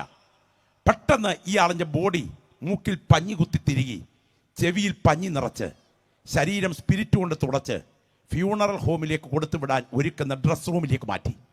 പക്ഷെ ഡ്രസ്സിങ് നടത്തിക്കൊണ്ടിരിക്കുമ്പോൾ ഈ ബോഡിയുടെ കൺപോളകൾ ചലിച്ചു. പെട്ടെന്ന് നേഴ്സ് ഓടിച്ചെന്ന് ഡോക്ടറോട് പറഞ്ഞു, ഡോക്ടർ, ആ ബോഡിയുടെ കൺപോളകൾ ചലിക്കുന്നു. ഡോക്ടർ വന്ന് ആ ബോഡിക്ക് പ്രഥമ ശുശ്രൂഷകൾ നൽകി, ഓക്സിജൻ നൽകി. ആ ആളിൻ്റെ ജീവൻ മടങ്ങി വന്നു. അദ്ദേഹത്തോട് ചോദിച്ചു, താങ്കളുടെ അനുഭവം എന്താ? അപ്പോൾ അദ്ദേഹം പറഞ്ഞു, എൻ്റെ ശരീരത്തിൽ നെഞ്ചത്ത് കൈവച്ചിട്ട് പോയല്ലോ എന്ന് താങ്കൾ പറയുന്നു ഞാൻ നന്നായി കേട്ടു. ഈ ശരീരത്തിൽ നിന്ന് ഞാൻ പുറത്തേക്കിറങ്ങുമ്പോൾ എൻ്റെ ബോഡി താഴെ കിടക്കുന്നത് ഞാൻ നേരിട്ട് കണ്ടു. ഇത് അമ്മൂമ്മ കഥയല്ലേ കേട്ടോ, അദ്ദേഹം എഴുതുകയാണ്. എന്നിട്ട് ഞാൻ അതിവേഗം ഇവിടെ നിന്ന് യാത്രയായി. എന്നോട് കൂടെ മറ്റൊരാൾ കൂടെ വന്നു. ഞങ്ങൾ 2 പേരും ഒരു വഴിയുടെ വാതിക്കലെത്തി. എൻ്റെ കൂടെ വന്നയാൾ അകത്തേക്ക് വിളിക്കപ്പെട്ടു. ഞാൻ മടങ്ങിപ്പോകൂ എന്നൊരു ശബ്ദം കേൾക്കായി വന്നു. ഞാൻ യാന്ത്രികമായി ഈ ശരീരത്തിൽ തിരികെ വന്ന് കയറി. ശരീരത്തിൽ നിന്ന് രൂപരഹിതമായ ഒരു രൂപത്തിലല്ല, ആളത്വപരമായി പുറത്തിറങ്ങുമോ? ഇനിയും ആ ആളത്വത്തിന്, ഈ പുറത്തിറങ്ങുന്ന ആളത്വത്തിന് കേൾക്കാൻ കഴിയുമോ? കാണാൻ കഴിയുമോ? കണ്ടു നിൽക്കുന്ന ആളുകൾ തൻ്റെ ബോഡിയിൽ ഡോക്ടർ നടത്തുന്ന ടെസ്റ്റുകൾ നേരിട്ട് കാണാൻ ഉള്ള ശേഷി ഈ ശരീരത്തിൽ നിന്ന് പുറത്തിറങ്ങുന്ന ആളത്വത്തിനുണ്ടോ? അന്വേഷണം ആരംഭിച്ചു ഇദ്ദേഹം അന്വേഷണം ആരംഭിച്ചിട്ട് ലൈഫ് ആഫ്റ്റർ ലൈഫ് എന്ന ഒരു ഗ്രന്ഥം കുറിച്ച് അദ്ദേഹം 100ഓളം മരിക്കാൻ തുടങ്ങുന്ന ബോഡിയിൽ നടത്തിയ പരീക്ഷണ നിരീക്ഷണങ്ങൾക്ക് അവസാനം അദ്ദേഹം കുറിച്ച ഗ്രന്ഥത്തിന്റെ ഉപസംഹാര പ്രയോഗം ഞാൻ പറയാം. കിട്ടിയിടത്തോളം തെളിവുകളുടെ വെളിച്ചത്തിൽ പഠിച്ചാൽ മരണം മനുഷ്യ ജീവിതത്തിന്റെ അന്ത്യമല്ല, മറ്റൊന്നിലേക്ക് പ്രവേശിക്കുന്ന വാതിലാണ്. കൃപ പ്രാപിച്ച ദൈവമക്കൾ ഇന്ന് രാത്രി ഇരിക്കുന്ന ഇരിപ്പിലിരുന്ന് കരങ്ങൾ ഉയർത്തി പറയണം, ഇന്ന് രാത്രി മരണം മനുഷ്യ നിന്നെ തേടിയെത്തിയാൽ നരകം സത്യമാണെന്ന് മാത്രമല്ല, ആത്മാവിനൊരു ആളത്വമുണ്ട്. ഈ ആളത്വം ദൈവം പ്ലാൻ ചെയ്തതാണ്. അതിനെ മാറ്റിക്കുറിക്കാൻ നിന്നെ കൊണ്ട് സാധ്യമല്ല. ഈ രാത്രി ദൈവശക്തി വ്യാപരിക്കുന്ന ഈ രാത്രി ആത്മാവിൽ ആരാധിക്കുന്ന സകല ദൈവമക്കളെ പ്രാർത്ഥിച്ചുകൊണ്ടിരിക്കണം കേട്ടോ. എൻ്റെ പിൻപിലിരിക്കുന്ന അഭിഷിക്തന്മാരിൽ നിന്ന് ഇന്ന് രാത്രി പ്രാർത്ഥന ഉയരണം. ഇത് കേൾക്കാൻ പിശാച് വ്യക്തികളെ അനുവദിക്കില്ല. ഇത് കേട്ടാൽ വിടുവിക്കപ്പെടുമെന്ന് മനസ്സിലാക്കിക്കൊണ്ട് സാത്താൻ ചെവികളിൽ മന്ത്രിച്ചുകൊണ്ടിരിക്കുകയാണ്. എന്നാൽ വചനത്തിന്റെ വ്യാപാര ശക്തി വീശിയടിക്കുന്ന ഒരു കാറ്റ് പോലെ, പെയ്തിറങ്ങുന്ന ഒരു മഴ പോലെ ഈ ഗ്രൗണ്ടിൽ ബലത്തോടെ വ്യാപരിച്ചു കൊണ്ടിരിക്കുമ്പോൾ പരിശുദ്ധാത്മാവ് ചില വ്യക്തികളുടെ കെട്ടുകളെ ഈ രാത്രി അഴിച്ചെടുക്കുന്ന രാത്രിയാണ്. എൻ്റെ നാഥന്റെ തേജസ്സിന്റെ കരം ചില വ്യക്തികളെ പൊതിയുകയാണ് ഈ രാത്രി. പ്രാർത്ഥിക്കുന്നതിൽ അഭിഷിക്തന്മാര് ഇതിനകത്ത് ഇരിപ്പുണ്ട്. അന്യഭാഷയിൽ പോരാടുന്ന ദൈവമക്കൾ ഇന്ന് രാത്രി ഇവിടെ ഇരിപ്പുണ്ട്. നിങ്ങളുടെ നാവിൽ പ്രാർത്ഥനയുടെ ശബ്ദം ഉയരണം. ദൈവത്തിന് മഹത്വം, ദൈവത്തിന് മഹത്വം. ഇന്ന് രാത്രി ആത്മാക്കൾ വിടുവിക്കപ്പെടാതിരിക്കത്തക്ക വിധം വ്യാപരിക്കുന്ന പൈശാചിക ബന്ധനങ്ങൾ യേശുവിന്റെ അധികാരമുള്ള നാമത്തിൽ ഈ ഗ്രൗണ്ടിൽ പൊട്ടി മാറേണ്ടതിന് ആത്മാവിൽ ആരാധിക്കുന്ന ദൈവമക്കൾ പ്രാർത്ഥിച്ചു തുടങ്ങട്ടെ. ഈ രാത്രി തിരിച്ചറിയുന്ന ദൈവമക്കൾ ഒപ്പം പ്രാർത്ഥിക്കട്ടെ. അന്യഭാഷയിൽ പ്രാർത്ഥിക്കാൻ നിയോഗമുള്ള ദൈവമക്കൾ ഇരിക്കുന്ന ഇരിപ്പിൽ അന്യഭാഷയിൽ പ്രാർത്ഥിക്കട്ടെ. എൻ്റെ വാത്സല്യ സഹോദര, ഏത് സമയത്തും പ്രതീക്ഷിക്കാത്ത അതിഥിയെ പോലെ മരണം നിന്റെ അടുക്കലെത്തുമ്പോൾ കല്ലറ കൊണ്ട് കഥ തീരില്ല. കല്ലറയ്ക്കപ്പുറത്ത് ശരീരരഹിതമായി ഒരു യാഥാർത്ഥ്യമായി ജീവിതമുണ്ട്. നിങ്ങൾക്കറിയാമോ, ഈ വസ്തുത ശാസ്ത്രീയമായി തെളിയിക്കപ്പെട്ടിട്ടുണ്ട്. ഞാൻ ഈ പറയുന്ന വസ്തുത ശാസ്ത്രീയമായി തെളിയിക്കപ്പെട്ടിട്ടുണ്ട്. VR കൃഷ്ണയ്യർ ഓർമ്മയുണ്ടോ? ഭാരതം കണ്ട കരുത്തുറ്റ ബുദ്ധിരാക്ഷസൻ.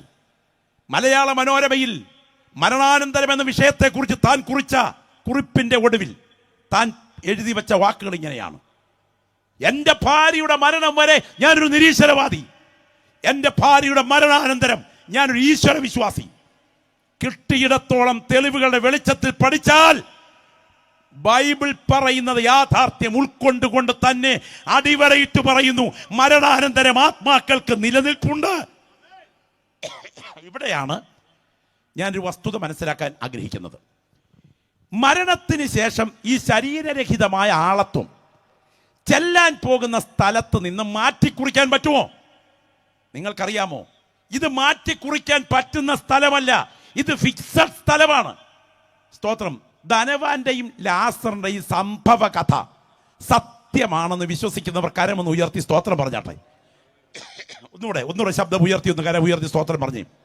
ഞാൻ പറയട്ടെ, ധനവാന്റെയും ലാസറിന്റെയും സംഭവ കഥയ്ക്കകത്ത് ഉള്ള വസ്തുതകളെ മനസ്സിലാക്കുന്നതിന് മുമ്പ് നമുക്കറിയാം, ക്രൈസ്തവ സഭയ്ക്കകത്ത് 2000-ഓളം സംഘടനകളുണ്ട്. കത്തോലിക്ക, Yakobaya, Orthodox, CSI, CNI, evangelical, പത്യം, the Pentecost, free Pentecost, Calvary, Kallumala, IPC, church of God, ശാരോന, ദേവ്, അങ്ങനെ നെല്ലിക്കാ ചാക്കിന്റെ കുത്തഴിച്ചു വിട്ടതുപോലെ ഒരുപാട് സംഘടനയുണ്ട്. ഇതിനകത്ത് കത്തോലിക്ക സഭയുടെ പരമാധ്യക്ഷനായിരിക്കുന്ന മാർപ്പാപ്പ ഉൾപ്പെടെയുള്ള ഒരു സമൂഹം വിശ്വസിക്കുന്നത് ബസ്പുർഖാന എന്നതൊരു യാഥാർത്ഥ്യമാക്കാമെന്ന. എന്താ ബസ്പുർഖാന? നരകത്തിൽ നിന്ന് സ്വർഗത്തിലേക്കുള്ള പാലം. നിങ്ങൾ ഓർക്കണം, ബഹുമാനപ്പെട്ട മാർപ്പാപ്പായുടെ തലയിലെ കിരീടത്തിൽ വെച്ചിരിക്കുന്ന ശ്രദ്ധേയമായ പേരുണ്ട്, പൊന്തിഫിക്സ് മാക്സ്. അർത്ഥമെന്താ? നരകത്തിൽ നിന്ന് സ്വർഗത്തിലേക്ക് പാലം തീർക്കുന്നയാൾ എന്ന് പറഞ്ഞാൽ, പാപത്തിൽ ജീവിച്ചു മരിച്ചാലും പ്രിയപ്പെട്ടവരുടെ പ്രാർത്ഥന കൊണ്ടും കുർബാന കൊണ്ടും ഈ ആളിനെ നരകത്തിൽ നിന്ന് സ്വർഗത്തിലെത്തിക്കാൻ ധർമ്മകർമ്മങ്ങൾക്ക് കഴിയുമെന്ന്. എന്നാൽ 31,173 വാക്യങ്ങളുള്ള ഈ വിശുദ്ധ ബൈബിളിനകത്ത് യേശുവിന്റെ വാക്കുകളെ അടിവരയിട്ട് ഞാൻ വിളിച്ചു പറയുന്നു, വാഴക്കൊല വെട്ടി ചന്തയിൽ വിറ്റതിന് ശേഷം പിണ്ടിക്ക് വളമിടുന്നത് പോലെയുള്ളൂ മരണാനന്തരം ആത്മാക്കളെ സ്വർഗത്തിലെത്തിക്കാൻ നടത്തുന്ന സകല പ്രക്രിയയും. അത് നടക്കത്തില്ലെന്ന് വിളിച്ചു പറഞ്ഞത് നസറേയനായ യേശുവാണ്. നിങ്ങൾ രാത്രി ശ്രദ്ധിച്ചു കേൾക്കണം. തിരുവെഴുത്തിലേക്ക് വേഗം ഒന്ന് വന്നാട്ടെ. ദൈവത്തിന് സ്തോത്രം. ഞാൻ നിങ്ങളുടെ മുൻപിൽ ആ ഭാഗം ഒന്ന് കൊണ്ടുവരാം. തിരുവെഴുത്തിൽ പരിശുദ്ധാത്മാവ് രേഖപ്പെടുത്തിയിരിക്കുന്ന മത്തായി സുവിശേഷം, ലൂക്കോസിന്റെ സുവിശേഷം 16-ാം അധ്യായത്തിന്റെ 23-ാമത്തെ വാക്യം ഒന്ന് വായിച്ചാട്ടെ. ലൂക്കോസിന്റെ സുവിശേഷം 16-ാം അധ്യായത്തിലേക്ക് നിങ്ങളൊന്ന് വന്നാട്ടെ. വളരെ ശ്രദ്ധിച്ചു മനസ്സിലാക്കേണ്ട ഒരു പ്രധാനപ്പെട്ട 25-ാമത്തെ വാക്യം, 16-25 വായിച്ചാട്ടെ. അബ്രഹാം മകനെ നിന്റെ ആയുസ്സിൽ നീ നന്മയും ലാസർ ഔവണ്ണം തിന്മയും പ്രാപിച്ചുവെന്ന് അറിയുന്നുവല്ലോ. ഇപ്പോൾ അവൻ ഇവിടെ ആശ്വസിക്കുന്നു. വായിച്ചാട്ടെ. നീയോ വേദന അനുഭവിക്കുന്നു. അത്രയുമല്ല, ഞങ്ങൾക്കും നിങ്ങൾക്കും നടുവിൽ വലിയൊരു പിളർപ്പ്. അടുത്ത പ്രയോഗം ശ്രദ്ധിക്കണം. ഉണ്ടായിരിക്കുന്നു എന്നല്ല, ഉണ്ടാക്കിയിരിക്കുന്നു. വായിച്ചാട്ടെ. ഇവിടെ നിന്ന് നിങ്ങളുടെ അടുക്കൽ കടന്നു വരുവാനും ഇച്ഛിക്കുന്നവർക്ക് കഴിവില്ല. അവിടെ നിന്ന് ഞങ്ങളുടെ അടുക്കൽ കടന്നു വരുവാനും പാടില്ല എന്ന് പറഞ്ഞു. കരമൊന്ന് ഉയർത്തി ദൈവത്തെ മഹത്വപ്പെടുത്തിക്കേ. കേട്ടോ, ചെവി തുറന്ന് കേൾക്കണേ. ധർമ്മകർമ്മ സമൂഹങ്ങളുടെ എന്തെല്ലാം ഉരുളുനേർച്ചയോ സംവിധാനങ്ങളോ ഉയർത്തിയാലും ശ്വാസം അസ്തമിച്ച് കഴിഞ്ഞാൽ നിന്റെ നരകത്തിലേക്കുള്ള യാത്ര അറസ്റ്റ് വാറന്റും, പ്രാർത്ഥിക്കുന്നവർ ദൈവവൈതലാണെങ്കിൽ നിന്റെ സ്വർഗത്തിലേക്കുള്ള യാത്ര പ്രമോഷനുമായിരിക്കും. അവിടെ എത്തിക്കഴിഞ്ഞാൽ സ്ഥലം മാറ്റം പറ്റില്ല. ഏത് സഭാധ്യക്ഷൻ വിളിച്ചു പറഞ്ഞാലും അങ്ങനെ ഒരു പാലം തീർക്കാൻ സാധ്യമല്ല. കൃപയാൽ ഇത് കാണാൻ ദൈവം നമ്മുടെ കണ്ണ് തുറന്നതോർത്ത് ഈ രാത്രി കരങ്ങളൊന്ന് ഉയർത്തി കർത്താവിന് സ്തോത്രം ചെയ്താട്ടെ. എല്ലാ ദൈവമക്കളുടെയും നാവിൽ പ്രാർത്ഥനയുടെ ശബ്ദം ഉയരണം. ഈ രാത്രി ഈ ദൂത് ഇവിടെ മുഴങ്ങിക്കൊണ്ടിരിക്കുമ്പോൾ ചില ബന്ധനങ്ങളെ കർത്താവ് ഇതിനകത്ത് അഴിച്ചു മാറ്റുന്ന രാത്രിയാണ്. ആത്മാവിൽ പ്രാർത്ഥിക്കുന്ന ദൈവമക്കളുടെ പ്രാർത്ഥനയുടെ ശബ്ദം ഉയരട്ടെ. പരിശുദ്ധാത്മാവ് ഈ രാത്രി ഇതിനകത്ത് ചില വ്യക്തികളെ കൊണ്ടുവന്നിട്ടുണ്ട്. അവരെ ബന്ധിച്ചിരിക്കുന്ന പൈശാചിക ബന്ധനങ്ങളെ എൻ്റെ ദൈവം ഇന്ന് രാത്രി അഴിച്ചു മാറ്റിയിട്ട്, ദൈവത്തിന് സ്തോത്രം, യേശുവിൻ്റെ രക്തത്തിൻ്റെ ശക്തി ഇവിടെ വ്യാപരിച്ച് ചില വ്യക്തികളെ വിടുതലിലേക്ക് കൊണ്ടുവരുവാൻ അവിടുത്തെ കരം ബലത്തോടെ ചലിച്ചുകൊണ്ടിരിക്കുകയാണ്. അന്യഭാഷയിൽ പ്രാർത്ഥിക്കാൻ നിയോഗമുള്ള ദൈവമക്കൾ എല്ലാവരും അന്യഭാഷയിൽ പ്രാർത്ഥിച്ചു തുടങ്ങട്ടെ. ദൈവത്തിന് സ്തോത്രം. ഗായക സംഘം ഒന്ന് എഴുന്നേറ്റ് മുൻപോട്ട് കടന്നു വരും. ഞാൻ ഈ രാത്രി നിങ്ങളോട് പറയാം, ഏത് സമയത്താണ് പ്രതീക്ഷിക്കാത്ത അതിഥിയെ പോലെ നിന്റെ അടുക്കൽ മരണം വരുന്നതെന്ന് പറയാൻ പറ്റില്ല കേട്ടോ. ഈ കഴിഞ്ഞ ദിവസം ഞാനൊരു അതേ ശവസംസ്കാര ശുശ്രൂഷയിൽ സംസാരിച്ചിട്ട് പുറത്തോട്ടിറങ്ങി. നടന്ന സംഭവം. പുറത്തോട്ടിറങ്ങിയപ്പോൾ ഒരാൾ എന്നെ വിളിച്ചു. എൻ്റെ ഒരു ബന്ധുവാണ്. അദ്ദേഹം വിളിച്ചു പറഞ്ഞ വാക്കുകൾ ഇങ്ങനെ: പാസ്റ്ററേ, ഇപ്പോഴാണ് മരണാനന്തര ജീവിതത്തെക്കുറിച്ചൊന്ന് ഇരുന്ന് ചിന്തിക്കുന്നത്. ദൈവത്തിന് സ്തോത്രം, അത്ഭുതകരമായിരിക്കുന്നു. ഒത്തിരി കാര്യങ്ങൾ മനസ്സിലായി, ഒത്തിരി കാര്യങ്ങൾ നന്നായി ചിന്തിക്കാനിടയായി. പക്ഷേ അന്ന് വൈകിട്ട് ഒരു വാർത്ത അറിഞ്ഞു. സ്വന്തം ഭാര്യയുമായി ഒരുമിച്ച് ഭക്ഷണം തയ്യാറാക്കിക്കൊണ്ടിരിക്കുന്ന സമയം നെഞ്ചിനകത്തൊരു അസ്വസ്ഥത തോന്നി. കുഴഞ്ഞ് നിലത്തോട്ട് വീണു.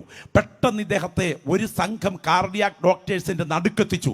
ഡോക്ടേഴ്സിനോട് കാര്യങ്ങൾ വിശകലനം ചെയ്തുകൊണ്ടിരിക്കുമ്പോൾ അടുത്ത അറ്റാക്ക് പോയി. മോർച്ചറിയിലേക്ക്, അടുത്തത് സെമിറ്ററിയിലേക്ക്. ഞാൻ ഇന്ന് രാത്രി ദൂത് സംസാരിച്ചുകൊണ്ടിരിക്കാൻ പറയാം. എൻ്റെ ഒരു സ്നേഹിതൻ കഴിഞ്ഞ ദിവസം റാന്നിയിൽ ഞങ്ങളുടെ അടുക്കൽ, ഞാൻ രാവിലെ ഒരു സൈക്ലിങ്ങിന് ഇറങ്ങുന്ന സമയം എൻ്റെ പ്രിയപ്പെട്ടവർ ചെന്ന് പറഞ്ഞു, പാസ്റ്ററേ, ഇന്ന സണ്ണി ബ്രദർ മരിച്ചു കേട്ടോ.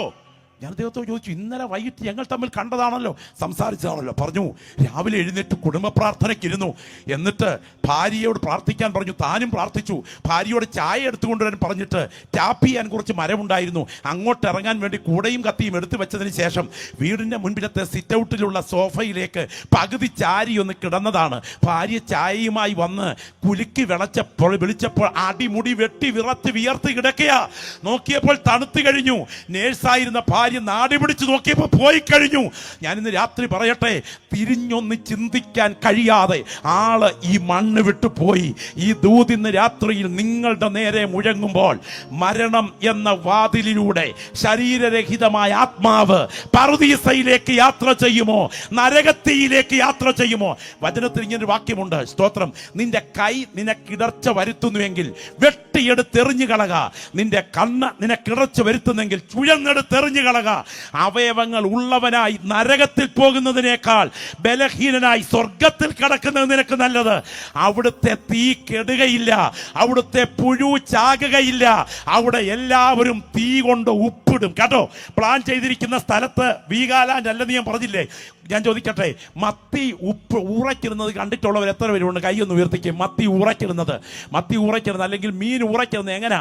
കുറച്ച് മീൻ അങ്ങോട്ട് അടുക്കും, അതിൻ്റെ മുകളിൽ ഉപ്പ് അങ്ങോട്ട് നിരത്തും, അതിൻ്റെ പുറത്ത് വീണ്ടും അത്തി അടുക്കും, അല്ലെ മീൻ എടുക്കും, വീണ്ടും അതേ ഉപ്പെടുക്കും എന്ന് പറഞ്ഞാൽ ഉപ്പിനകത്ത് പൊതിഞ്ഞു നിർത്തിയിരിക്കുക. അങ്ങനാണെങ്കിൽ തീക്കകത്ത് കിടന്ന് ധനവാൻ പെടയുന്ന സമയം കാണാമയാൾക്ക്, കേട്ടോ, ശ്രദ്ധിച്ച് കേൾക്കണം, കാണാമയാൾക്ക്, കേൾക്കാം അയാൾക്ക്. ഇനിയും കാഴ്ചശക്തി അങ്ങ് പറുദീസയിലിരിക്കുന്ന അബ്രഹാമിന്റെ മടി വരെ പോകുന്നുണ്ട്. ഇന്ന് കണ്ണാടി വെച്ചേ വായിക്കാൻ പറ്റത്തുള്ളൂ. അവിടെ ചെന്ന് കഴിയുമ്പോൾ കണ്ണാടിയൊന്നും ആവശ്യമായി വരികയില്ല. ഇനി അതിനെക്കാട്ടിലുപരി വീട്ടുകാര്യം ഓർമ്മ വരും. അപ്പോൾ ഓർമ്മ നശിക്കാത്ത, ഈ രാത്രി ചെവി തുറന്ന് കേൾക്കണം, ഓർമ്മ നശിക്കാത്ത, ശരീരത്തിൽ ചൂടിന്റെ പ്രത്യേകത അറിയാവുന്ന, നാവ് ദാഹം കൊണ്ട് വരളുന്ന ഒരു സ്ഥലമാണ് ഈ നരകമെങ്കിൽ അതിൽ നിന്ന് വിടുവിക്കാൻ കഴിയുന്ന ഒരു വഴിയുണ്ടെങ്കിൽ അത് യേശുവിന്റെ കാൽവറി ബലിമരണമാണ് എന്ന് തിരിച്ചറിയുന്ന ദൈവമക്കൾ ആ രണ്ട് കൈകളും ഒന്ന് ഉയർത്തിപ്പിടിച്ചേ. ഇന്ന് രാത്രി നിങ്ങളോട് ദൈവാത്മാവ് ചോദിക്കുന്ന ചോദ്യമാണ്, ഇന്ന് നീ മരിച്ചാൽ നിന്റെ നിത്യത എവിടെ ചിലവഴിക്കും? സുവിശേഷം അനുസരിക്കാത്തവർ യേശുക്രിസ്തുവിന്റെ വല്ലഭത്വത്തോടു കൂടിയ മഹത്വം വിട്ടകന്ന് നിത്യശിക്ഷാവിധി അനുഭവിക്കും എന്നത് യാഥാർത്ഥ്യമാണെങ്കിൽ അഗ്നിപ്പൊയ്ക മനുഷ്യ സമുദായത്തെ കാത്തുകിടക്കുന്നു. അത് പിശാചിന് ഒരുക്കപ്പെട്ട വഴിയാണ്. എല്ലാവരും ചേർന്ന് ഒന്ന് പാടണം. എപ്പോഴാണ് എൻ്റെ സോദരാ മൃത്യു വരുന്നത് ഓർക്കായിൽ എത്ര കഷ്ടമേ. ഗായക സംഘത്തോട് ചേർന്ന് ആ കരങ്ങൾ ഉയർത്തി സ്വന്തം ജീവിതത്തെ ഒന്ന് ധ്യാനിച്ചുകൊണ്ട് എത്രത്തോളം ശബ്ദം ഉയർത്തി പാടാമോ അത്രത്തോളം ശബ്ദം ഉയർത്തി ഒന്ന് ചേർന്ന് പാടിക്കാട്ടെ. എപ്പോഴാണ് എൻ്റെ സോദരാ,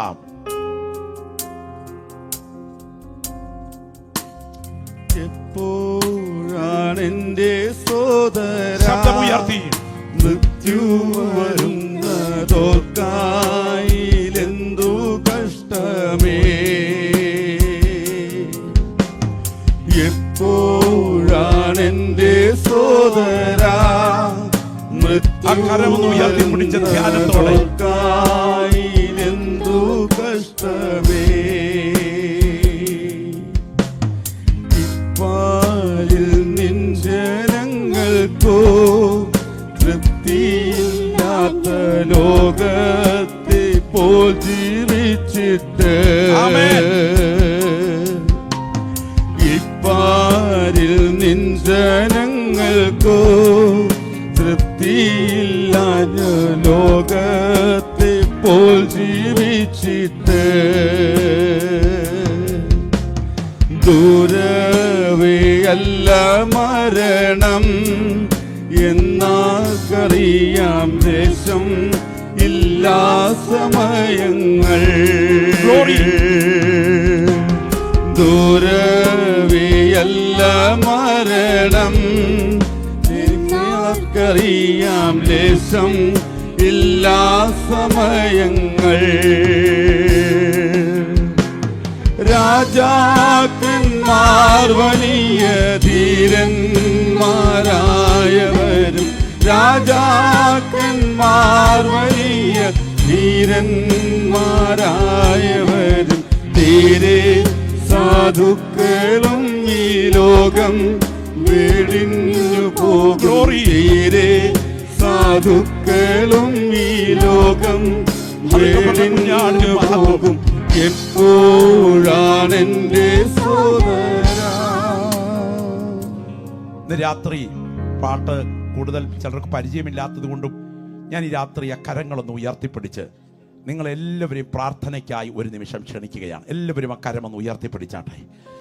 ഏത് സമയത്തും ക്ഷണിക്കാത്ത അതിഥിയെ പോലെ മരണം നമ്മുടെ കൺമുൻപിൽ വരാം.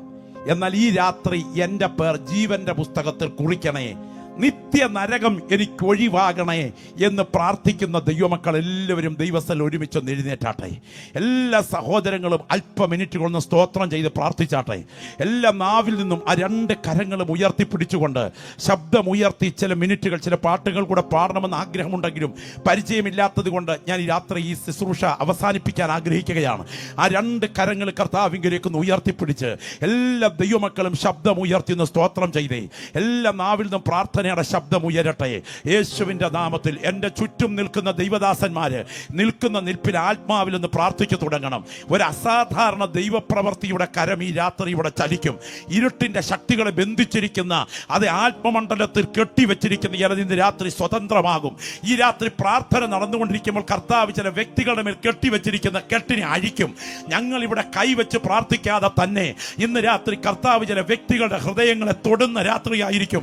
ഏറ്റവും പുറകിൽ നിൽക്കുന്ന ദൈവമക്കൾ മുതൽ ഏറ്റവും മുൻപിൽ നിൽക്കുന്ന പ്രാർത്ഥിക്കുന്ന ദൈവമക്കൾ വരെ ആ രണ്ട് കൈകളും ഉയർത്തിപ്പിടിച്ചുകൊണ്ട് ജീവന്റെ പുസ്തകത്തിൽ പേരെഴുതപ്പെട്ടിട്ടില്ലെങ്കിൽ അഗ്നിപ്പൊയ്കെ ആത്മാക്കൾക്ക് വേണ്ടി കാത്തുകിടക്കുന്ന ആ ദുരന്ത രംഗത്തേക്ക് വലിച്ചെറിയപ്പെടാൻ ഇടയാകാതിരിക്കേണ്ടതിന് ശബ്ദമുയർത്തി നിൽക്കുന്ന നിൽപ്പിൽ ആ രണ്ട് കൈകളും ഉയർത്തിപ്പിടിച്ച് യേശുവേ എന്ന് പറയാൻ ബോധ്യമുള്ള പ്രിയപ്പെട്ടവർ ഇന്ന് രാത്രിയിൽ ശബ്ദമുയർത്തി യേശുവേ എന്ന് വിളിച്ചാട്ടെ. ശബ്ദമുയരട്ടെ, ശബ്ദമുയരട്ടെ, ശബ്ദമുയരട്ടെ. എല്ലാ നാവിൽ നിന്ന് രാത്രി പ്രാർത്ഥനയുടെ ശബ്ദമുയരട്ടെ. ലജ്ജ വേണ്ട കേട്ടോ. അഭിമാനമൊക്കെ മാറ്റിവെച്ചിട്ട് അഭിമാനത്തിന്റെ മുഖം മൂടിയൊക്കെ ഇന്ന് പറിച്ചു മാറ്റിയിട്ട് ആ നിൽക്കുന്ന നിൽപ്പിൽ നിന്നുകൊണ്ട് ആ രണ്ട് കൈകൾ കർത്താവിങ്കിലേക്ക് ഒന്ന് ഉയർത്തിപ്പിടിച്ച് എല്ലാ ദൈവമക്കളുടെയും നാവിൽ പ്രാർത്ഥനയുടെ ശബ്ദമുയരട്ടെ. യേശുവിന്റെ അധികാരമുള്ള നാമത്തിൽ ജയം, യേശുവിന്റെ അധികാരമുള്ള നാമത്തിൽ ജയം. ആത്മാവിൽ പ്രാർത്ഥിച്ചു തുടങ്ങിക്കാട്ടെ, ആത്മാവിൽ പ്രാർത്ഥിച്ചു തുടങ്ങിക്കാട്ടെ. ഓ രക്തത്താൽ ജയം. ഞാൻ ഈ രാത്രി പറയട്ടെ, ഏത് സമയത്തും ക്ഷണിക്കാത്ത അതിഥിയെ പോലെ മരണം നിന്റെ കൺമുൻപിലെത്താം. കൂടെ പറപ്പേ ദൈവത്തിന് സ്തോത്രം. അടുത്ത ബൈപ്പാസ് സർജറി നിന്റെ മരണത്തിന്റെ മുഖാന്തരമാണോ അല്ലെന്ന് ആർക്കറിയാം? സ്തോത്രം. അടുത്ത ദൈവത്തിന് സ്തോത്രം ടെസ്റ്റിനെടുക്കുന്ന റിസൾട്ട് ക്യാൻസർ ആണോ അല്ലെന്ന് ആർക്കറിയാം? അടുത്ത വാഹനയാത്ര നരകത്തിലേക്കുള്ള യാത്രയിൽ മരണവിധിക്കാണോ അല്ലെന്ന് ആർക്കറിയാം? എന്നാൽ ഇന്ന് രാത്രി രണ്ട് കൈകളും ഉയർത്തിപ്പിടിച്ചുകൊണ്ട് ശബ്ദമുയർത്തിയെന്ന ആത്മാവിൽ ഇങ്ങനെ പ്രാർത്ഥിച്ചു തുടങ്ങണം. എന്റെ നിത്യത എനിക്ക് കൈവിട്ടു പോകാൻ പാടില്ല. കരമുയരട്ടെ. കരമുയരട്ടെ, കരമുയരട്ടെ, കരമുയരട്ടെ. എല്ലാവരും ആത്മാവിൽ പ്രാർത്ഥിക്കു തുടങ്ങിക്കാട്ടെ. ഞാൻ ഈ വേദിയിൽ നിന്ന് ഈ പ്രാർത്ഥന മുഴക്കുമ്പോൾ ഞാൻ ആത്മാവിൽ കാണുകയാണ്, സ്വർഗം ഇതിന് മീതെ തുറന്നു നിൽക്കുകയാണ്. ദൈവത്തിന് മഹത്വം, ദൈവത്തിന് മഹത്വം. ആകയാൽ ഭീരുക്കൾ, അവിശ്വാസികൾ, അറയ്ക്കപ്പെട്ടവർ, ബിംബാരാധികൾ, ഫോഷ്ക് പറയുന്നവർ, ഫോഷ്കിൽ പ്രിയപ്പെടുന്നവർ ഏവർക്കുമുള്ള ഓഹരി തീയും ഗന്ധകവും കത്തുന്ന പൊയ്യത്രേ. അത് നിത്യം നരകം, അത് നിത്യം മരണം എന്ന് ദൈവത്തിന്റെ വചനം പറയുന്നു. ഞാൻ ഈ രാത്രി കരം ഉയർത്തിപ്പിടിച്ചിരിക്കുമ്പോ ഒരു സംഭവം പറയാം. നടന്ന സംഭവമാണ്. ദൈവത്തിന് സ്തോത്രം. കിഴക്കൊരു ഭാഗത്തൊരു യോഗം നടന്നുകൊണ്ടിരിക്കുക. വാഹനങ്ങളുടെ സൗകര്യം കുറവുള്ളൊരു സ്ഥലമാണ്. പെട്ടെന്നൊരു അമ്മച്ചി യോഗത്തിന്റെ മുൻപിലത്തെ സീറ്റിൽ നിന്ന് നെഞ്ചു തിരുമെന്നത് കണ്ടു. പെട്ടെന്ന് ഈ സഹോദരി നിലത്തോട്ട് വീണു. ആളുകൾ ഓടിച്ചെന്ന് ചോദിച്ചു, എന്ത് പറ്റി? അപ്പോഴേക്കും ശ്വാസം വലിച്ചു. പെട്ടെന്ന് ഒരു വണ്ടി വിളിച്ചു ഹോസ്പിറ്റലിൽ എത്തിക്കാൻ വേണ്ടി വണ്ടിക്ക് വിട്ടു. അതിനിടയിൽ വണ്ടി കിട്ടാതെ വന്നു. ചുറ്റുമുള്ള ദൈവമക്കൾ ഇരുന്നിങ്ങനെ പ്രാർത്ഥിക്കുക, കർത്താവേ, ഈ പ്രിയപ്പെട്ടവളെ നീ മരണത്തിന് കൈവിടരുത്, ഞങ്ങളുടെ സഹോദരിയുടെ ജീവനെ മടക്കി തരണം. ഞാനൊരു ദൂത് ഇന്ന് രാത്രി വിളിച്ചു പറയാം. സമയമാകുന്നതിന് മുൻപ് ജീവന്റെ മേൽ കൈവെക്കാൻ സാത്താന്യ ശക്തികൾ ശ്രമിച്ചാൽ പ്രാർത്ഥിക്കുന്ന ദൈവമക്കളുടെ പ്രാർത്ഥനയ്ക്ക് മുൻപിൽ അതിനെ മടക്കി വരുത്താൻ കഴിവുള്ള ദൈവശക്തി ഇന്ന് രാത്രിയും വ്യാപരിക്കുന്നുണ്ട്. ദൈവത്തിന് സ്തോത്രം. ഈ സഹോദരി കണ്ണ് തുറന്നു. വണ്ടി വന്നപ്പോഴത്തേക്ക് കണ്ണ് തുറന്നു. എനിക്കൊരു കുഴപ്പവും ഇല്ലെന്ന് പറഞ്ഞ് എഴുന്നേറ്റു. എന്നിട്ട് ഈ സഹോദരി തന്നെ അനുഭവം പറയുകയാണ്. പറഞ്ഞ അനുഭവം ഇതാണ്: പ്രാർത്ഥന നടന്നുകൊണ്ടിരിക്കുമ്പോൾ ഒരു നെഞ്ചുവേദന ആരംഭിച്ചു. പെട്ടെന്ന് ഞാൻ മോഹാത്സ്യപ്പെട്ട് നിലത്ത് വീണുപോയി. അപ്പോൾ ഞാൻ കാണുന്ന കാഴ്ച, എന്റെ ശരീരം നിലത്ത് കുഴഞ്ഞു കിടക്കുന്നു. എന്നാൽ ബോഡിക്കകത്ത് നിന്നും ശരീരരഹിതമായി ഞാൻ പുറത്തോട്ടിറങ്ങി. നിങ്ങൾ ചുറ്റുമിരുന്ന് പ്രാർത്ഥിക്കുന്നത് ഞാൻ കണ്ടു. ഞാൻ അതിവേഗം യാത്രയായി. ഞാനൊരു സ്വർണ്ണ കവാടത്തിന്റെ മുൻപിലേക്ക് എത്തുകയാണ്. പക്ഷെ അവിടെ കാവൽ നിന്ന വെള്ളിച്ചിറകുള്ളൊരു ദൂതൻ പറഞ്ഞു, നിന്റെ സമയം ഇതുവരെ വന്നിട്ടില്ല, ഒരു സഭ നിനക്കായി പ്രാർത്ഥിക്കുന്നു, മടങ്ങിപ്പോകൂ. അത് കേട്ടതും ഞാൻ തിരികെ വന്ന് കയറിയത് ഒരുപോലായിരുന്നു. കരമൊന്ന് ഉയർത്തി കർത്താവിന് സ്തോത്രം ചെയ്യാമോ? എന്റെ വാത്സല്യ സഹോദരങ്ങളെ, ഇത് സത്യമാണെങ്കിൽ മുട്ടുവേദന മാറാനല്ല സുവിശേഷ യോഗം, നിത്യ നരകം ഒഴിയാനാണ്. എങ്കിൽ ഇന്ന് രാത്രി ആ രണ്ട് കൈകളും നെഞ്ചോടൊന്ന് ചേർത്ത് വെച്ചേ. നിന്റെ മുഖം മൂടി പറിച്ചു കീറുന്ന, നിന്റെ സ്വകാര്യതകളെ സർവശക്തന്റെ എക്സ്റേ സ്കാൻ ചെയ്യുന്ന ആ ദിവസം നീ അവിടെ കാണുമോ കൂടപ്പിറപ്പേ? രക്ഷയ്ക്കുള്ള ഒറ്റ വഴി യേശുവിന്റെ കാൽവറി ബലിമരണമാണ്. ഞാൻ ക്രൂശിനെ ആലിംഗനം ചെയ്യുകയാണ്. ഞാൻ കാൽവറിയുടെ ചുവട്ടിലേക്ക് വരികയാണ്. എന്റെ പേർ ജീവന്റെ പുസ്തകത്തിൽ കുറിക്കപ്പെടണം. നിത്യ നരകം വേണ്ട, എനിക്ക് നിത്യജീവൻ മതി എന്ന് കൊതിക്കുന്നവരുണ്ടെങ്കിൽ ആ വലത് കരമൊന്ന് ഉയർത്തിപ്പിടിച്ച്. രാത്രി കർത്താവിന്റെ കണ്ണുകൾ നിങ്ങളുടെ ഉയർന്ന കരങ്ങളെ കാണുന്നുണ്ട്. ദൈവകൃപ പ്രാപിച്ച ദൈവമക്കൾ ഉൾപ്പെടെ ഈ സദസ്സിൽ നിൽക്കുന്ന ഈ ജനതയോട് ഞങ്ങൾ വിളിച്ചു പറയുന്നു, തന്റെ ഏകജാതനായ പുത്രനിൽ വിശ്വസിക്കുന്ന ഏവനും നശിച്ചു പോകാതെ നിത്യജീവൻ പ്രാപിക്കേണ്ടതിന് ദൈവം അവനെ നൽകുവാൻ തക്കവണ്ണം ലോകത്തെ സ്നേഹിച്ചു എങ്കിൽ കാറിനേക്കാൾ, വീടിനേക്കാൾ, കൂടിനേക്കാൾ, സൗന്ദര്യത്തെക്കാൾ വിലയേറിയ നിന്റെ ആത്മാവ് നരകത്തിൽ എത്താതിരിക്കാൻ, നിനക്ക് വേണ്ടി ബലിമരണം അനുഭവിച്ച രക്ഷകനിൽ ആശ്രയിക്കാൻ ഇന്ന് രാത്രി കരമുയർത്തിയാൽ നിന്റെ നരകമൊഴിയുന്ന രാത്രിയായിരിക്കും. നിങ്ങൾക്കറിയാമോ, അമ്മയുടെ വയറ്റിൽ കറിക്കത്തി കൂടെ കുത്തിക്കടത്തിയ നരാധമനായ മദ്രാസിലെ മോനെ കഴുകിയ യേശുവിന്റെ രക്തം ഇന്ന് രാത്രി നിന്നെ കഴുകാൻ ഇവിടെ വാദിക്കയാണ്. എനിക്ക് പ്രാർത്ഥന വേണം ദൈവദാസ എന്ന് കൊതിക്കുന്നവർ ധൈര്യമായ കരമുയർത്തുക. ഞങ്ങൾ ഈ രാത്രി നിങ്ങൾക്കായി പ്രാർത്ഥിക്കാൻ പോകുകയാണ്. പരിശുദ്ധനായ ഞങ്ങളുടെ ദൈവമേ, സ്വർഗസ്ഥ പിതാവേ, തേജസ്സിന്റെ ദ്രവത്വമില്ലാത്ത കരങ്ങളിൽ ഈ കരങ്ങളെ കൈമാറുകയാണ്. സ്വർഗം ഈ രാത്രി തുറന്നിരിക്കുന്നല്ലോ. ജീവന്റെ പുസ്തകത്താളിൽ ചില പ്രിയപ്പെട്ടവരുടെ പേരുകൾ ഇന്ന് രാത്രി എഴുതി ചേർക്കപ്പെടട്ടെ. ചില പ്രിയപ്പെട്ടവരെ അടിച്ചമർത്തി സാത്താന്യ മുഖം വെച്ച് നിത്യ നരകത്തിലേക്ക് വലിച്ചിഴയ്ക്കുന്ന പൈശാചിക ബന്ധനം ഈ ഗ്രൗണ്ടിൽ ഇന്ന് രാത്രി യേശുവിന്റെ നാമത്തിൽ അഴിയട്ടെ. കർത്താവ് അത് ചെയ്യുന്നത് കൊണ്ട് സ്തോത്രം. യേശുവിൻ നാമത്തിൽ തന്നെ കരമുയർത്തി കർത്താവിന് സ്തോത്രം ചെയ്താട്ടെ. ഒരിക്കൽ കൂടെ ശബ്ദമുയർത്തി എല്ലാവർക്കും ദൈവസന്നിരിക്കാം. ഞാൻ ഈ രാത്രി പറഞ്ഞിവിടെ അവസാനിപ്പിക്കട്ടെ. ദൈവത്തിന് സ്തോത്രം. സുവിശേഷം അനുസരിക്കാത്തവർ യേശുക്രിസ്തുവിന്റെ വല്ലഭത്വത്തോടുകൂടിയ മഹത്വം വിട്ടകന്ന് നിത്യശിക്ഷാവിധി അനുഭവിക്കും. അതിൽ നിന്ന് രക്ഷപ്പെടാൻ ക്രൂശ് നമുക്ക് വേണ്ടി ഒരുക്കപ്പെട്ടത് ഓർത്ത് കരമൊന്ന് ഉയർത്തി വീശി ദൈവത്തിന് മഹത്വം അർപ്പിക്കാം. ഞാൻ ഇങ്ങനെ പറഞ്ഞു നിർത്തുന്നു. യേശുവിനെ കൂടാതെ സ്വർഗത്തിലെത്താൻ കഴിവുള്ള ഒരു വിശുദ്ധനും ഭൂമിയിലില്ല. യേശുവിന് പരിഹരിക്കാൻ കഴിയാത്ത ഒരു പാപവും ഭൂമിയിലില്ല. അവന്റെ പുത്രനായ യേശുവിന്റെ രക്തം സകല പാപവും പോക്കി നമ്മെ ശുദ്ധീകരിക്കുന്നു. ഈ ആത്മീയ ശുശ്രൂഷയ്ക്ക് അവസരമൊരുക്കിയ പ്രിയപ്പെട്ടവർക്ക് നന്ദി പ്രകാശിപ്പിച്ച് വിരമിക്കുന്നു. കളിയല്ല നരകം, അത് യാഥാർത്ഥ്യമാണ്. അഗ്നിപ്പൊയ്ക സത്യമാണ്. ആത്മാക്കൾ അവിടെ എത്തുന്നതിന് മുൻപ് നിത്യതയ്ക്കായി ഒരുങ്ങുക.